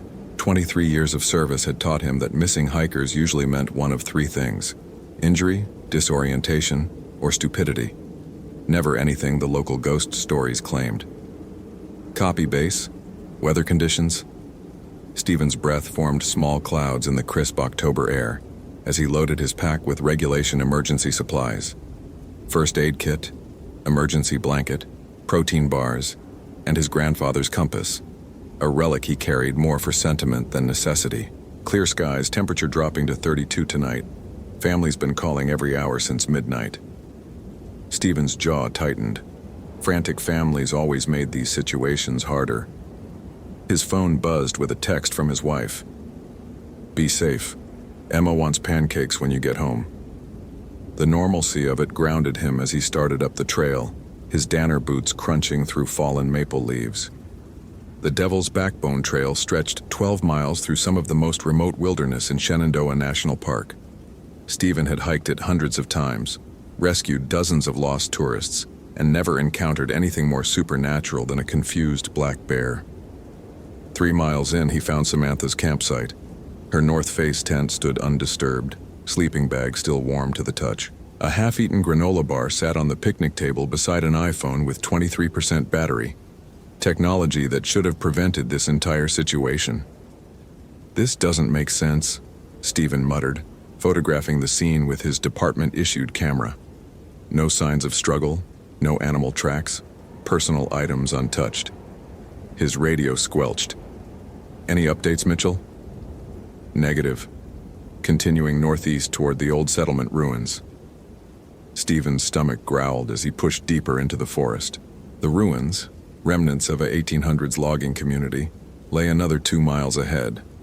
Local folklore claimed the place was cursed after a cholera outbreak killed 37 people in 3 weeks, but Stephen knew better. Diseases spread fast in unsanitary conditions. No ghosts required. The temperature dropped 10 degrees as he approached the clearing. His radio began producing static, then died entirely.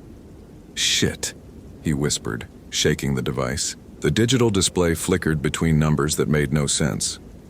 Through the tree line, weathered foundations emerged like broken teeth. 3 stone chimneys stood sentinel over collapsed cabins, their mortar crumbling like old bones. Stephen had been here dozens of times for routine patrols, but something felt different today.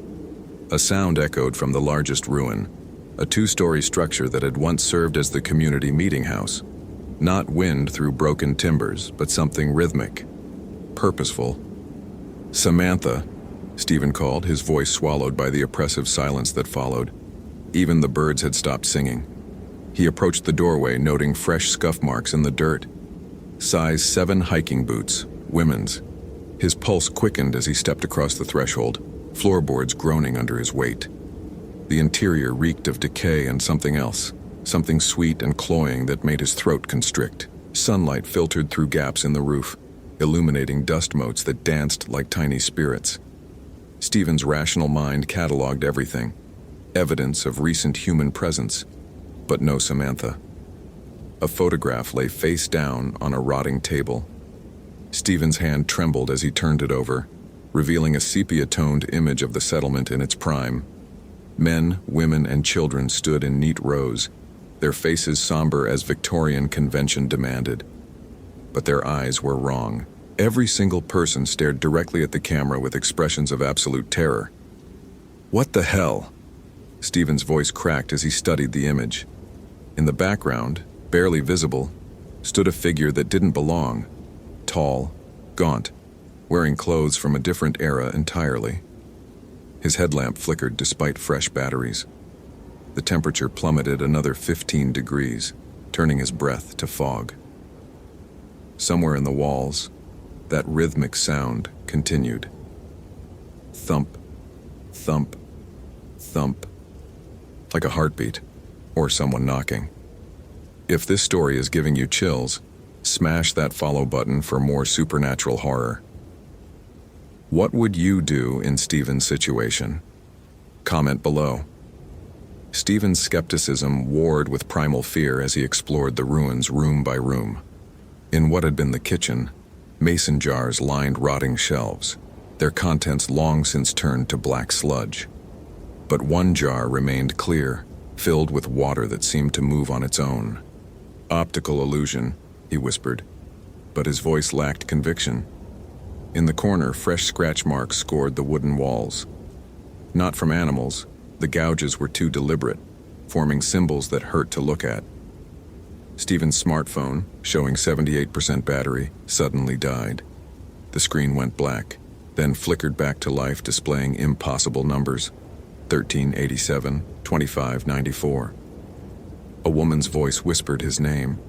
Stephen spun around, heart hammering against his ribs. The sound had come from everywhere and nowhere, layered with harmonics that made his teeth ache. "Samantha, is that you?" Silence answered. Then, from the floor above, footsteps. Slow, deliberate, moving in a pattern that defied the architecture. The second floor had collapsed decades ago. Every rational fiber in Stephen's being screamed that this was impossible. Gas leaks could cause hallucinations. Stress could trigger auditory disturbances. Low blood sugar could explain the disorientation. But rational explanations couldn't account for what he saw next.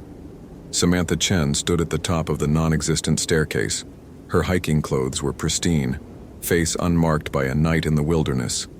But her eyes held knowledge that shouldn't exist in a living person's gaze. Ancient, terrible knowledge that made Stephen's bladder clench with childlike fear. "Stephen," she said, her voice carrying impossible acoustics. "They've been waiting for you." Behind her, shapes moved in the darkness. figures that matched the terrified faces in the photograph, their Victorian clothing rotted to tatters, skin waxy and translucent. Stephen's radio crackled back to life. "Mitchell, respond. We're showing seismic activity at your location." The ground beneath his feet began to vibrate. Mason jars rattled on their shelves. Dust rained from the ceiling as something massive stirred beneath the foundation. "They built this place on hollow ground," Samantha continued, her feet not quite touching the floor. 37 died, but something else was born. Something that feeds on skepticism. Stephen's mind fractured. Everything he'd believed about reality, about the natural world, about the clean line between fact and folklore, crumbled like the walls around him. "This isn't real," he gasped. "Mass hallucination, carbon monoxide, something." Samantha smiled with someone else's teeth. "Keep telling yourself that, Stephen. It makes you taste better." The hollow ground opened. Stephen Mitchell's body was found 3 days later by a search and rescue team, seated peacefully at the ruins' kitchen table. No injuries, no signs of struggle. The medical examiner ruled it cardiac arrest, though noted the victim's expression of absolute terror. Samantha Chen was never found. The ruins were sealed off indefinitely after 3 more disappearances occurred within a month. Local authorities cited unstable foundations and dangerous wildlife, but the surviving rangers whispered different theories. Stephen's final radio transmission, recorded but never released to the public, consisted of a single word repeated 47 times. Hollow, hollow, hollow. His daughter Emma still paints coffee mugs, though she no longer writes messages about world's best dads. Some lessons about trust cut too deep, even for children. The Devil's Backbone Trail remains closed to this day. Holy crap, that was intense. Did that ending blow your mind? Like if you want more terrifying forest ranger stories, follow for daily supernatural horror, and comment your theory about what really happened to Samantha. I read every single one.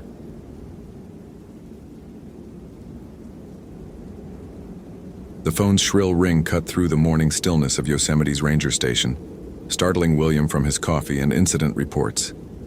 27 years of service had taught him to recognize panic in a caller's voice within the first 3 words. This one had it in spades. "Please, you have to help us." The woman's voice cracked through the receiver. "Our daughter Mia. She's been missing since yesterday evening. The other rangers, they said you're the best tracker in the park." William set down his mug, the ceramic making a soft clink against his metal desk. Outside his window, October fog clung to the pine tops like ghostly fingers. "Ma'am, I need you to slow down. Tell me your daughter's name again and when you last saw her." "Mia Richardson. She's 22, blonde hair, about 5'4". She was hiking the Chilnawalna Falls Trail yesterday around 4 p.m. She always texts us when she reaches the top, but..." The woman's breathing became ragged. "Nothing." Her phone goes straight to voicemail. William's weathered fingers already reach for his park map, muscle memory guiding him to the trail system. Chilnawalna Falls. He knew every route and rock formation along that route, but something cold settled in his stomach as he traced the trail with his index finger. The old chapel ruins sat about a mile off the main path, hidden in a grove that most hikers never discovered. "Has she hiked this trail before, Mrs. Richardson?"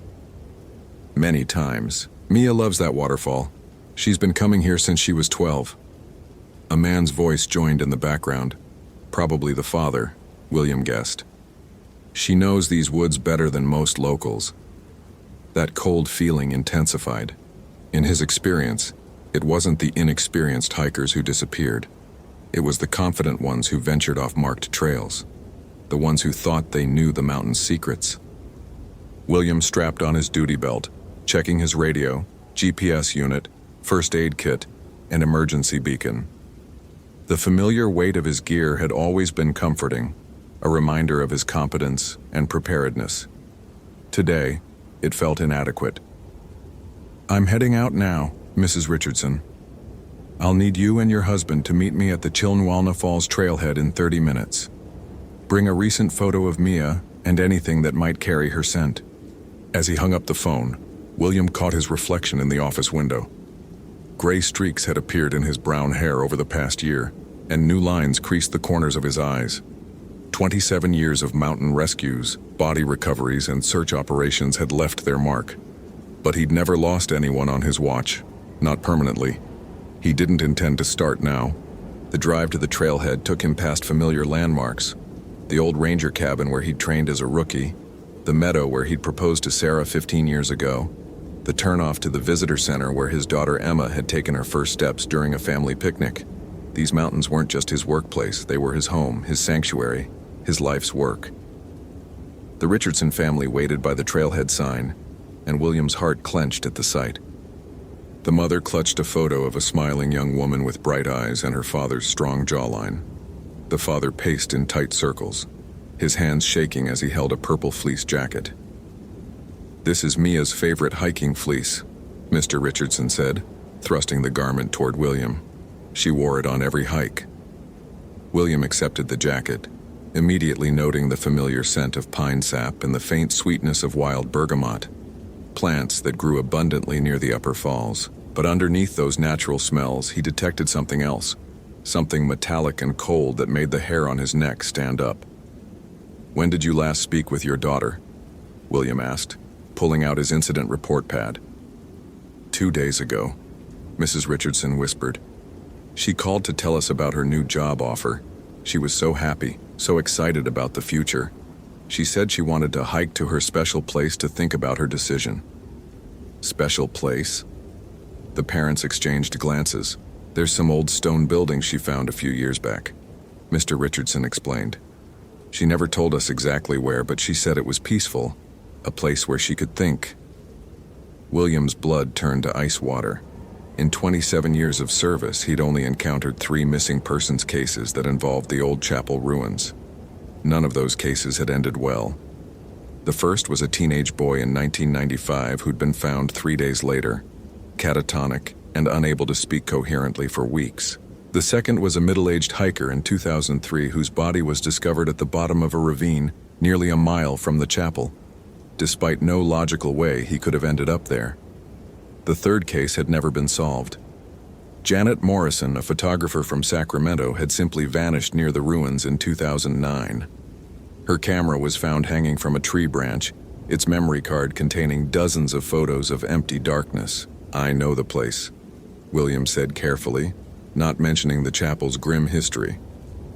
"Let's start from the main trail and work our way toward the upper elevations." The hike began normally enough. William's trained eye quickly picked up Mia's boot prints in the soft earth. Size 7 Merrell hiking boots with a distinctive star pattern on the sole. The prints were clear and purposeful for the first mile, staying on the main trail just as an experienced hiker should. But as they climbed higher, something began to feel wrong. The forest seemed too quiet. No birdsongs echoed from the canopy. No squirrels chattered in the branches. Even the ever-present sound of wind through pine needles had faded to an eerie whisper. William paused at a fork in the trail, kneeling to examine the ground more closely. Mia's boot prints continued along the main path for another 50 yards, but then they stopped. Not gradually, not turning off the trail.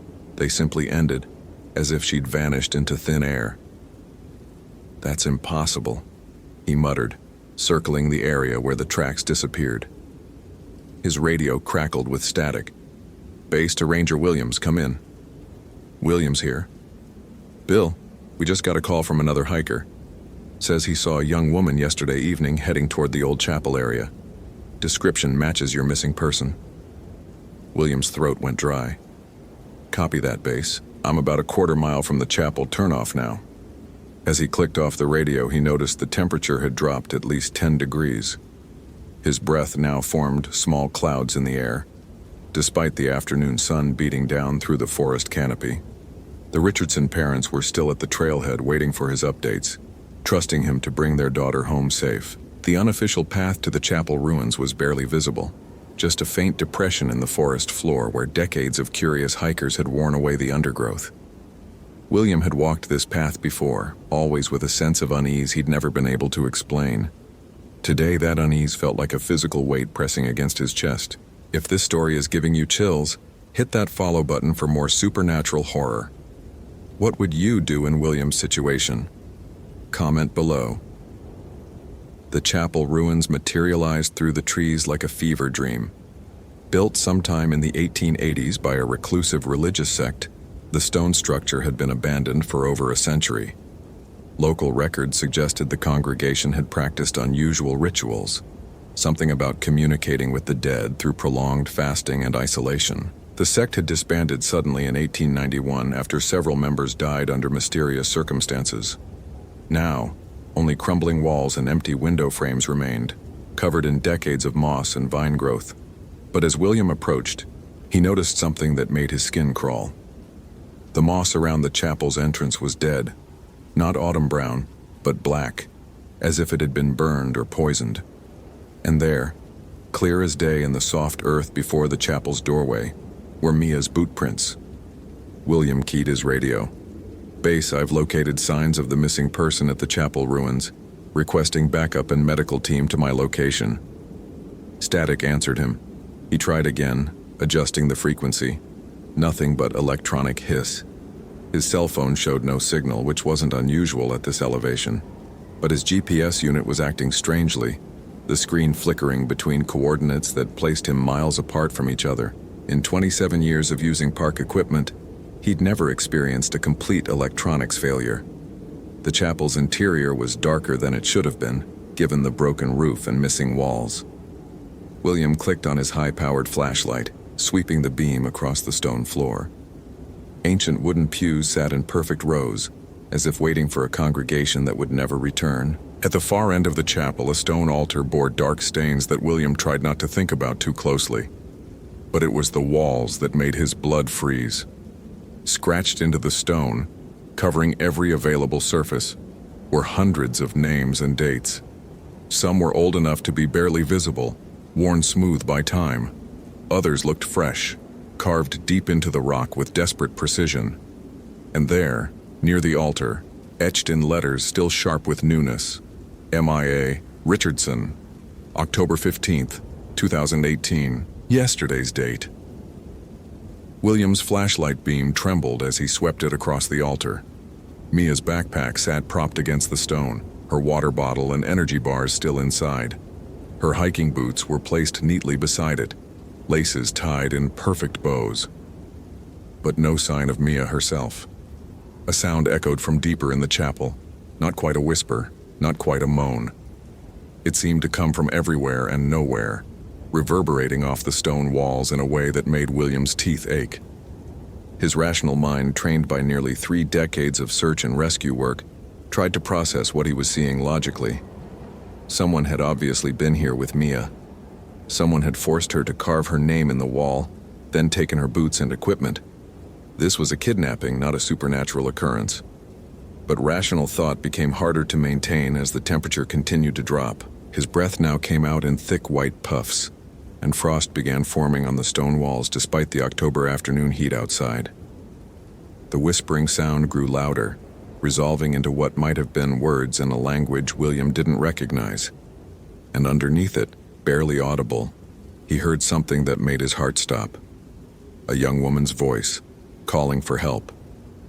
"Mia," he called out, his voice echoing strangely in the stone chamber. "Mia, if you can hear me, keep talking. I'm here to help you." The response came from all directions at once, a sobbing, desperate plea that seemed to emerge from the walls themselves. William followed the sound deeper into the chapel, past the altar toward a stone staircase he hadn't noticed before. The steps descended into absolute darkness, worn smooth by centuries of footsteps. Each step downward felt like descending into a living nightmare. The temperature dropped another 10 degrees. The whispering grew louder, joined by other voices, dozens of them, all pleading, all afraid. And somewhere in that cacophony of supernatural torment, Mia's voice rang out clear and desperate. "Please, somebody help me. I can't find the way out." William's flashlight began to flicker, its beam growing dimmer with each step. But he pressed on, driven by the same protective instinct that had made him a legendary tracker in these mountains. Somewhere down here was a 22-year-old girl whose parents were waiting at a trailhead, trusting him to bring their daughter home. The staircase ended in a circular chamber that defied architectural logic. The space felt enormous, far larger than the chapel above could have contained. Carved alcoves lined the walls, each containing what looked like human remains in various stages of decay. Some were obviously ancient, nothing but bone fragments and tattered cloth. Others looked disturbingly fresh, and in the center of the chamber, barely visible in his dying flashlight beam, sat Mia Richardson. She looked exactly like her photo, blonde hair, delicate features, about 5'4". But her eyes held a terror so profound that William felt it like a physical blow. She was alive, conscious, but somehow trapped in a state between existence and something else entirely. "Mia?" William approached slowly, the way he'd learned to approach injured wildlife. "I'm William. I'm a park ranger. Your parents sent me to find you." She turned toward him and he saw that her lips were moving in silent prayer or plea, but no sound emerged. Around them, the whispering voices grew agitated, as if his presence had disturbed some ancient ritual. William reached for his radio, forgetting it was dead. His training kicked in: secure the victim, assess injuries, establish communication with base, arrange for evacuation. But as he knelt beside Mia, his flashlight finally died completely, plunging them into absolute darkness. In that darkness, something touched his shoulder with fingers cold as winter stone. Holy hell, that was intense. Did that ending blow your mind? Like, if you want more terrifying forest ranger stories, follow for daily supernatural horror, and comment your theory about what really happened to Mia. I read every single one. What force haunts the chapel ruins? Will William escape with Mia? The truth behind the carved names will shock you. The end, or is it?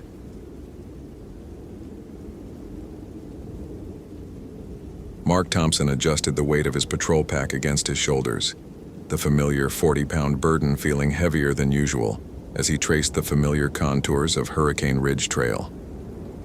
At 34, he'd spent 8 years as a forest ranger, but the nightmares from the Cascade incident 3 years ago still woke him in cold sweats, his wife Sarah finding him standing at their bedroom window, searching the darkness for shapes that shouldn't exist. The October air bit through his regulation fleece, carrying the scent of decomposing maple leaves and the metallic promise of rain. His Motorola radio crackled with routine chatter, hikers checking in, weather updates, the mundane rhythm of a Tuesday morning that felt anything but routine.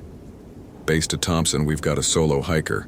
Jennifer Martinez, 26 years old, reported missing by her boyfriend about an hour ago. Came dispatcher Linda's voice, tinged with the urgency that made Mark's stomach clench. Last seen on Hurricane Ridge Trail around 700 hours. Her GPS tracker went dead at coordinates 47.9729, 123.4982. Mark checked his handheld GPS. Those coordinates put Jennifer less than 2 miles ahead of his current position. He pressed the transmit button, tasting copper fear on his tongue. Copy, base, I'm maybe 90 minutes behind her on the same trail. Moving to intercept.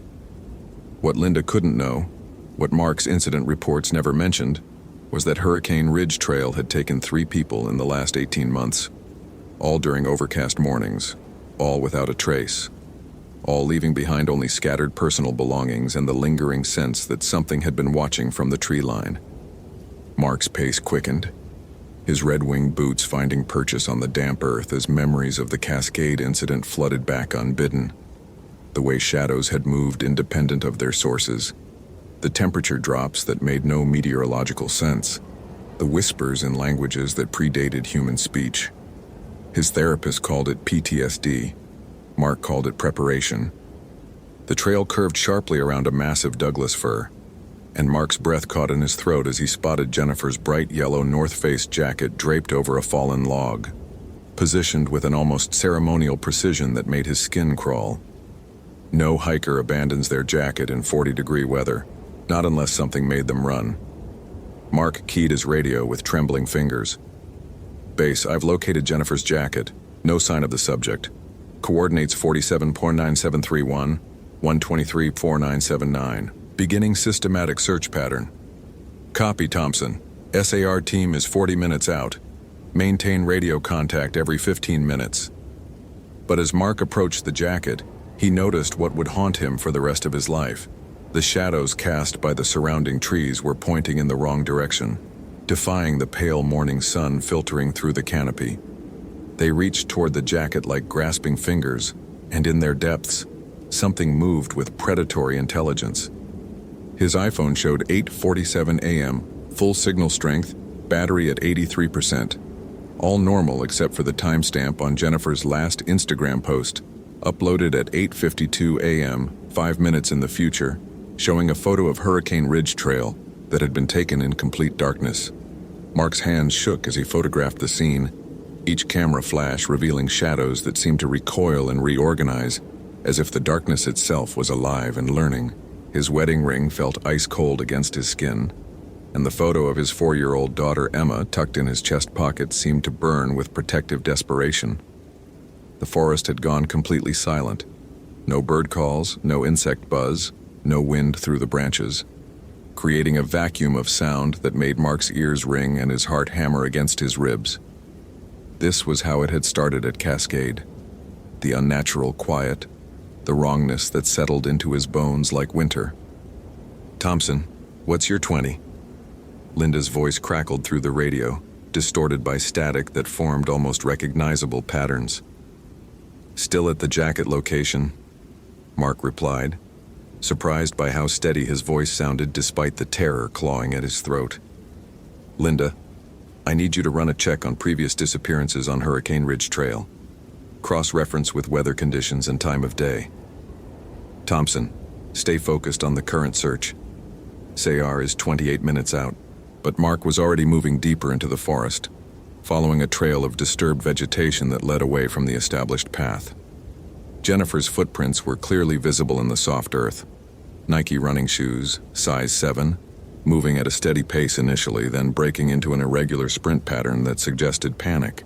What chilled Mark to his core were the other impressions in the mud. Not quite footprints, but depressions that seemed to absorb light, creating pockets of darkness that his eyes couldn't quite focus on. They paralleled Jennifer's path, sometimes overlapping as if something had been herding her deeper into the woods. His daughter's voice echoed in his memory from that morning. "Daddy, come home safe.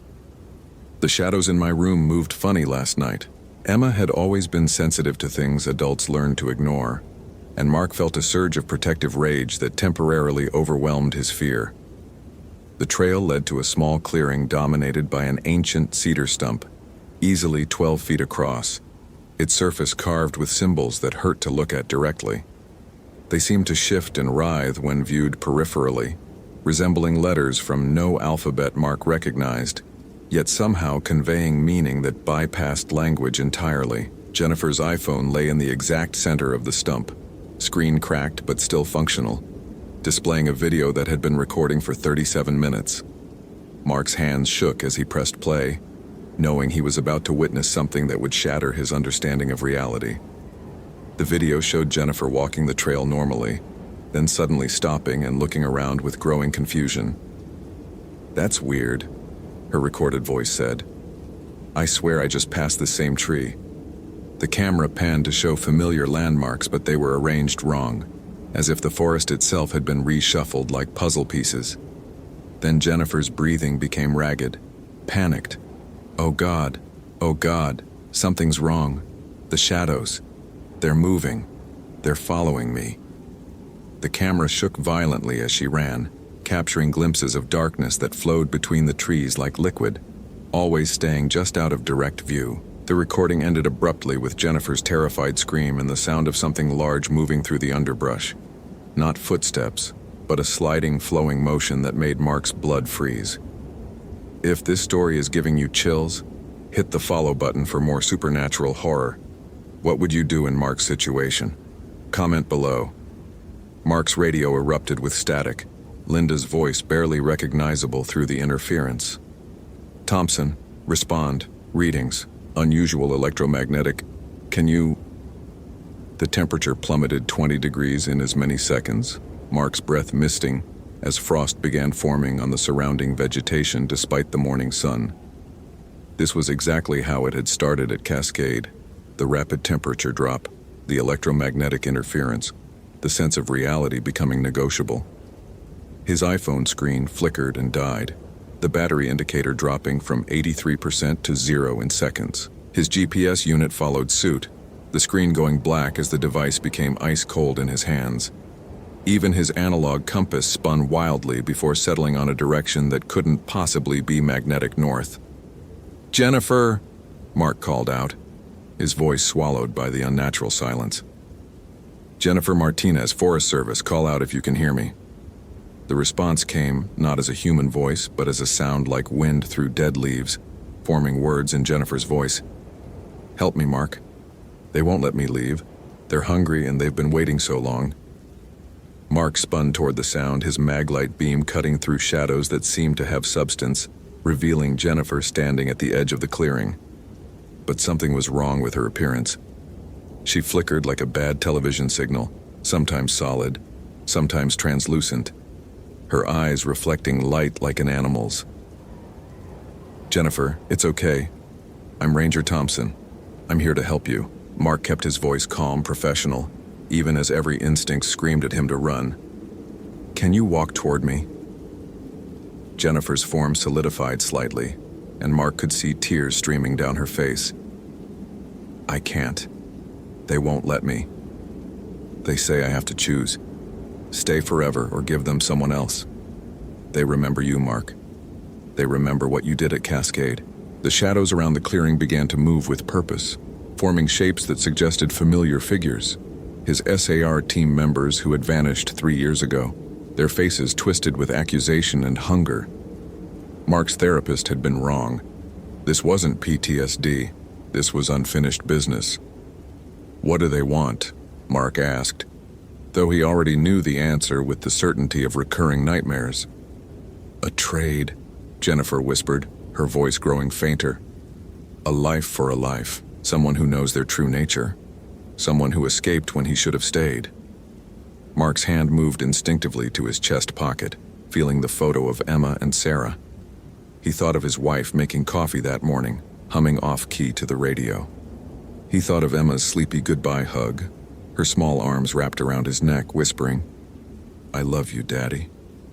But he also remembered the faces of his lost team members, Rodriguez, Chen, Williams, good people who had trusted him to lead them safely through the supernatural maze that Cascade had become.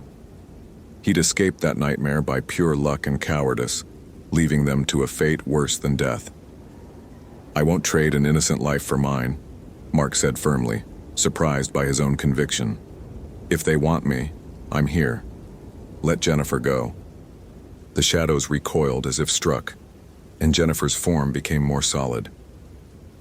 "Mark, no. You don't understand what you're agreeing to. They don't just want your life. They want your essence, your memories, your connection to everyone you love. They'll wear your face and visit your family." Mark's resolve wavered as he imagined something wearing his appearance, sitting at his dinner table, tucking Emma into bed, lying next to Sarah in their marriage bed. The shadow sensed his fear and pressed closer, their whispers forming words in the voices of his loved ones. His radio suddenly crackled to life with perfect clarity. "Thompson, this is SAR Team Leader Jackson. We're approaching your coordinates. ETA 5 minutes. The shadows reacted with violent agitation, swirling around the clearing like a tornado of darkness. Jennifer's terrified voice cut through the chaos. "They won't let witnesses escape. If your team comes here, they'll take them all." Mark realized with crystalline clarity that this was his moment of choice, the crossroads his recurring nightmares had been preparing him for. He could run, save himself and his approaching team, leaving Jennifer to the shadows as he'd left his previous teammates. Or he could face the thing he'd been running from for 3 years. "Base, this is Thompson," Mark said into his radio, his voice steady. "Abort SR deployment to my location. I repeat, abort deployment. I've found the subject and we're taking an alternate route out. We'll rendezvous at Ranger Station 3. Thompson, that's not protocol. Confirm your status." Mark turned off his radio and threw it into the forest. He looked at Jennifer's flickering form, then at the wall of shadows surrounding them. "What exactly did I do at Cascade that pissed you off so much?" The shadows coalesced into a more recognizable shape. Rodriguez, his former partner, but wrong in ways that made Mark's eyes water. You opened the door, Mark. You read the symbols, spoke the words, tore a hole between what is and what waits. Then you ran, leaving us to hold the breach closed with our souls. The memory hit Mark like a physical blow. The archaeological site they'd been investigating. The carved stones he'd photographed for his report. The ancient words he'd pronounced phonetically for his voice recorder. He'd been documenting what he thought were Native American petroglyphs, never imagining they were a binding spell that had kept something terrible locked away for centuries. "I didn't know," Mark whispered. "I was just doing my job." "Intent doesn't matter," the Rodriguez thing replied. "Effect does. We've been guarding that breach for 3 years, Mark. Our souls stretched thin, our humanity eroding, and now it's growing. Soon it won't need a door. Soon it will pour into your world like water through a broken dam." Jennifer's form was becoming more translucent, her voice fading. "Mark, whatever you're going to do it now. I can feel myself disappearing." Mark pulled out his smartphone, checking the crack in the screen that had somehow formed despite the device being dead moments before. The camera function still worked, and he began recording, speaking clearly into the microphone. "My name is Mark Thompson, Forest Service employee ID 7794. If someone finds this recording, know that the disappearances on Hurricane Ridge Trail are connected to an archaeological site in the North Cascades. The symbols there are not decorative. They're a containment system for something that shouldn't exist in our reality. I damaged that containment 3 years ago, and good people died because of my ignorance." The shadows pressed closer, but they seemed unable to touch him while he spoke the truth aloud. Mark continued recording, his voice growing stronger. "The entities feeding on hikers here aren't malevolent by choice. They're trapped between worlds, slowly starving, trying to find a way home. They've been using stolen human essence to maintain coherence. But it's not enough. They need someone who understands their nature, someone connected to the original breach, to help them cross back over." Jennifer's eyes widened with understanding. "Mark, you can't seriously be considering—" "I'm not sacrificing myself," Mark interrupted. "I'm fulfilling my responsibility. I opened the door. I have to close it properly. But I need your help, Jennifer. I need you to be my anchor to this reality to make sure I come back." Mark pocketed his phone and approached the carved stump. The symbols seemed to writhe more violently as he drew near, and he could feel heat radiating from the wood despite the freezing air. His hand trembling, he placed his palm flat against the central carving. The world exploded into sensation and memory, not his own, but those of the shadow entities. He experienced their original world, a place of geometric impossibilities and crystalline beauty, felt their confusion and terror when they'd been pulled into human reality centuries ago, understood their desperate hunger not for human death, but for home. Through the psychic connection, Mark saw the truth. They weren't predators but refugees, and every person they'd taken had been an attempt to find someone who could help them return to their own dimension. They'd been slowly dying in human reality, their essence unraveling like smoke in wind. "I can help you go home," Mark said aloud, though his voice sounded strange in his own ears. "But you have to release everyone you've taken. All of them. Rodriguez, Chen, Williams, Jennifer. Everyone." The response came as pure emotion rather than words. Desperate hope mixed with ancient weariness. Mark felt the entity's agreement but also their warning. Opening a stable portal back to their reality would require him to anchor the passage with his own life force. He could survive the process, but he would be forever changed, forever connected to both realities. "Mark, don't!" Jennifer's voice was stronger now, more solid. "There has to be another way." But Mark was already committed. He pressed both hands against the carved stump and spoke the words he'd recorded 3 years ago. But this time with intention, with understanding, with acceptance of the consequences. The temperature around them plummeted to levels that should have killed him instantly, and reality began to bend. A vertical tear appeared in the air above the stump, revealing glimpses of an alien landscape of crystal spires and impossible angles. Through the portal, Mark could see dozens of human figures, Rodriguez, Chen, Williams, and others stretching back decades, all standing at the threshold between worlds, waiting. The shadow entities flowed toward the portal like water finding a drain, their forms becoming more geometric and beautiful as they approached their home reality. As they passed through, the trapped humans began to regain solidity, their stolen essence returning as their captors departed. Jennifer solidified completely, gasping and shivering in the sudden return of normal temperature. Around the clearing, other figures were appearing, hikers and campers who had vanished over the years, all looking confused but alive. Rodriguez materialized beside the stump, fully human again but with eyes that held the wisdom of someone who had seen beyond the veil. "Mark, you did it. The breach is closing properly this time. But you..." Mark looked down at his hands and wasn't entirely surprised to see that they flickered occasionally between solid and translucent. He could feel his connection to both realities, a constant awareness of the space between worlds. He would never be fully human again, but he was still himself, still connected to Sarah and Emma and the life he'd fought to preserve. "I'm okay," Mark said, and found that it was true. Different, but okay. The nightmares are gone. Finally. As the portal closed with a sound like distant thunder, Mark's radio crackled back to life. "Thompson, this is base. We're showing normal readings now. What's your status?" Mark looked around the clearing at Jennifer and the other rescued people, all alive and unharmed, though deeply shaken. His smartphone showed full battery life and a timestamp that made sense. The carved symbols on the stump had gone dark and lifeless, looking like ordinary wood grain. "Base, this is Thompson. I've located the missing hiker Jennifer Martinez, and several other individuals reported missing over the past few years. Everyone appears to be in good health, but will need medical evaluation and trauma counseling. Request multiple ambulances and crisis intervention team at coordinates I'm about to transmit." "Thompson, did you say multiple individuals? How many are we talking about?" Mark counted quickly. Jennifer, Rodriguez, Chen, Williams, plus 8 others he didn't recognize. "Base, we're going to need transport for 12 people.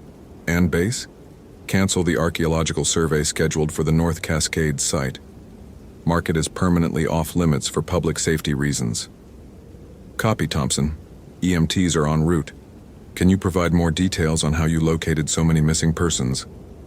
Mark smiled for the first time in 3 years, feeling Emma's photo warm against his chest and Sarah's wedding ring solid on his finger. "I'll have a full report for you, Linda, but the short version is that sometimes the best way forward is to face what you're running from." As they waited for the rescue teams, Jennifer approached Mark with questions in her eyes. "What really happened here? I remember fragments, the shadows, feeling like I was dissolving, but then everything else is fuzzy." "The official report will mention a complex cave system that created optical illusions and electromagnetic anomalies," Mark replied.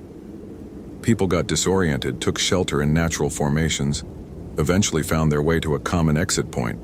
Mass confusion caused by environmental factors. And unofficially?" Mark felt the subtle pull of the space between worlds, the constant awareness of dimensions layered like tissue paper. "Unofficially, Hurricane Ridge Trail is safe now. The environmental factors and have been permanently resolved. You can hike here again without worry." Rodriguez appeared at Mark's shoulder, solid and real but with the same otherworldly awareness in his eyes. "How do we explain being gone for years but not aging, not showing exposure or malnutrition?" "We don't," Mark said simply. "We let the experts create their theories. Our job is to move forward, help people heal, and make sure nothing like this happens again. The important thing is everyone's home."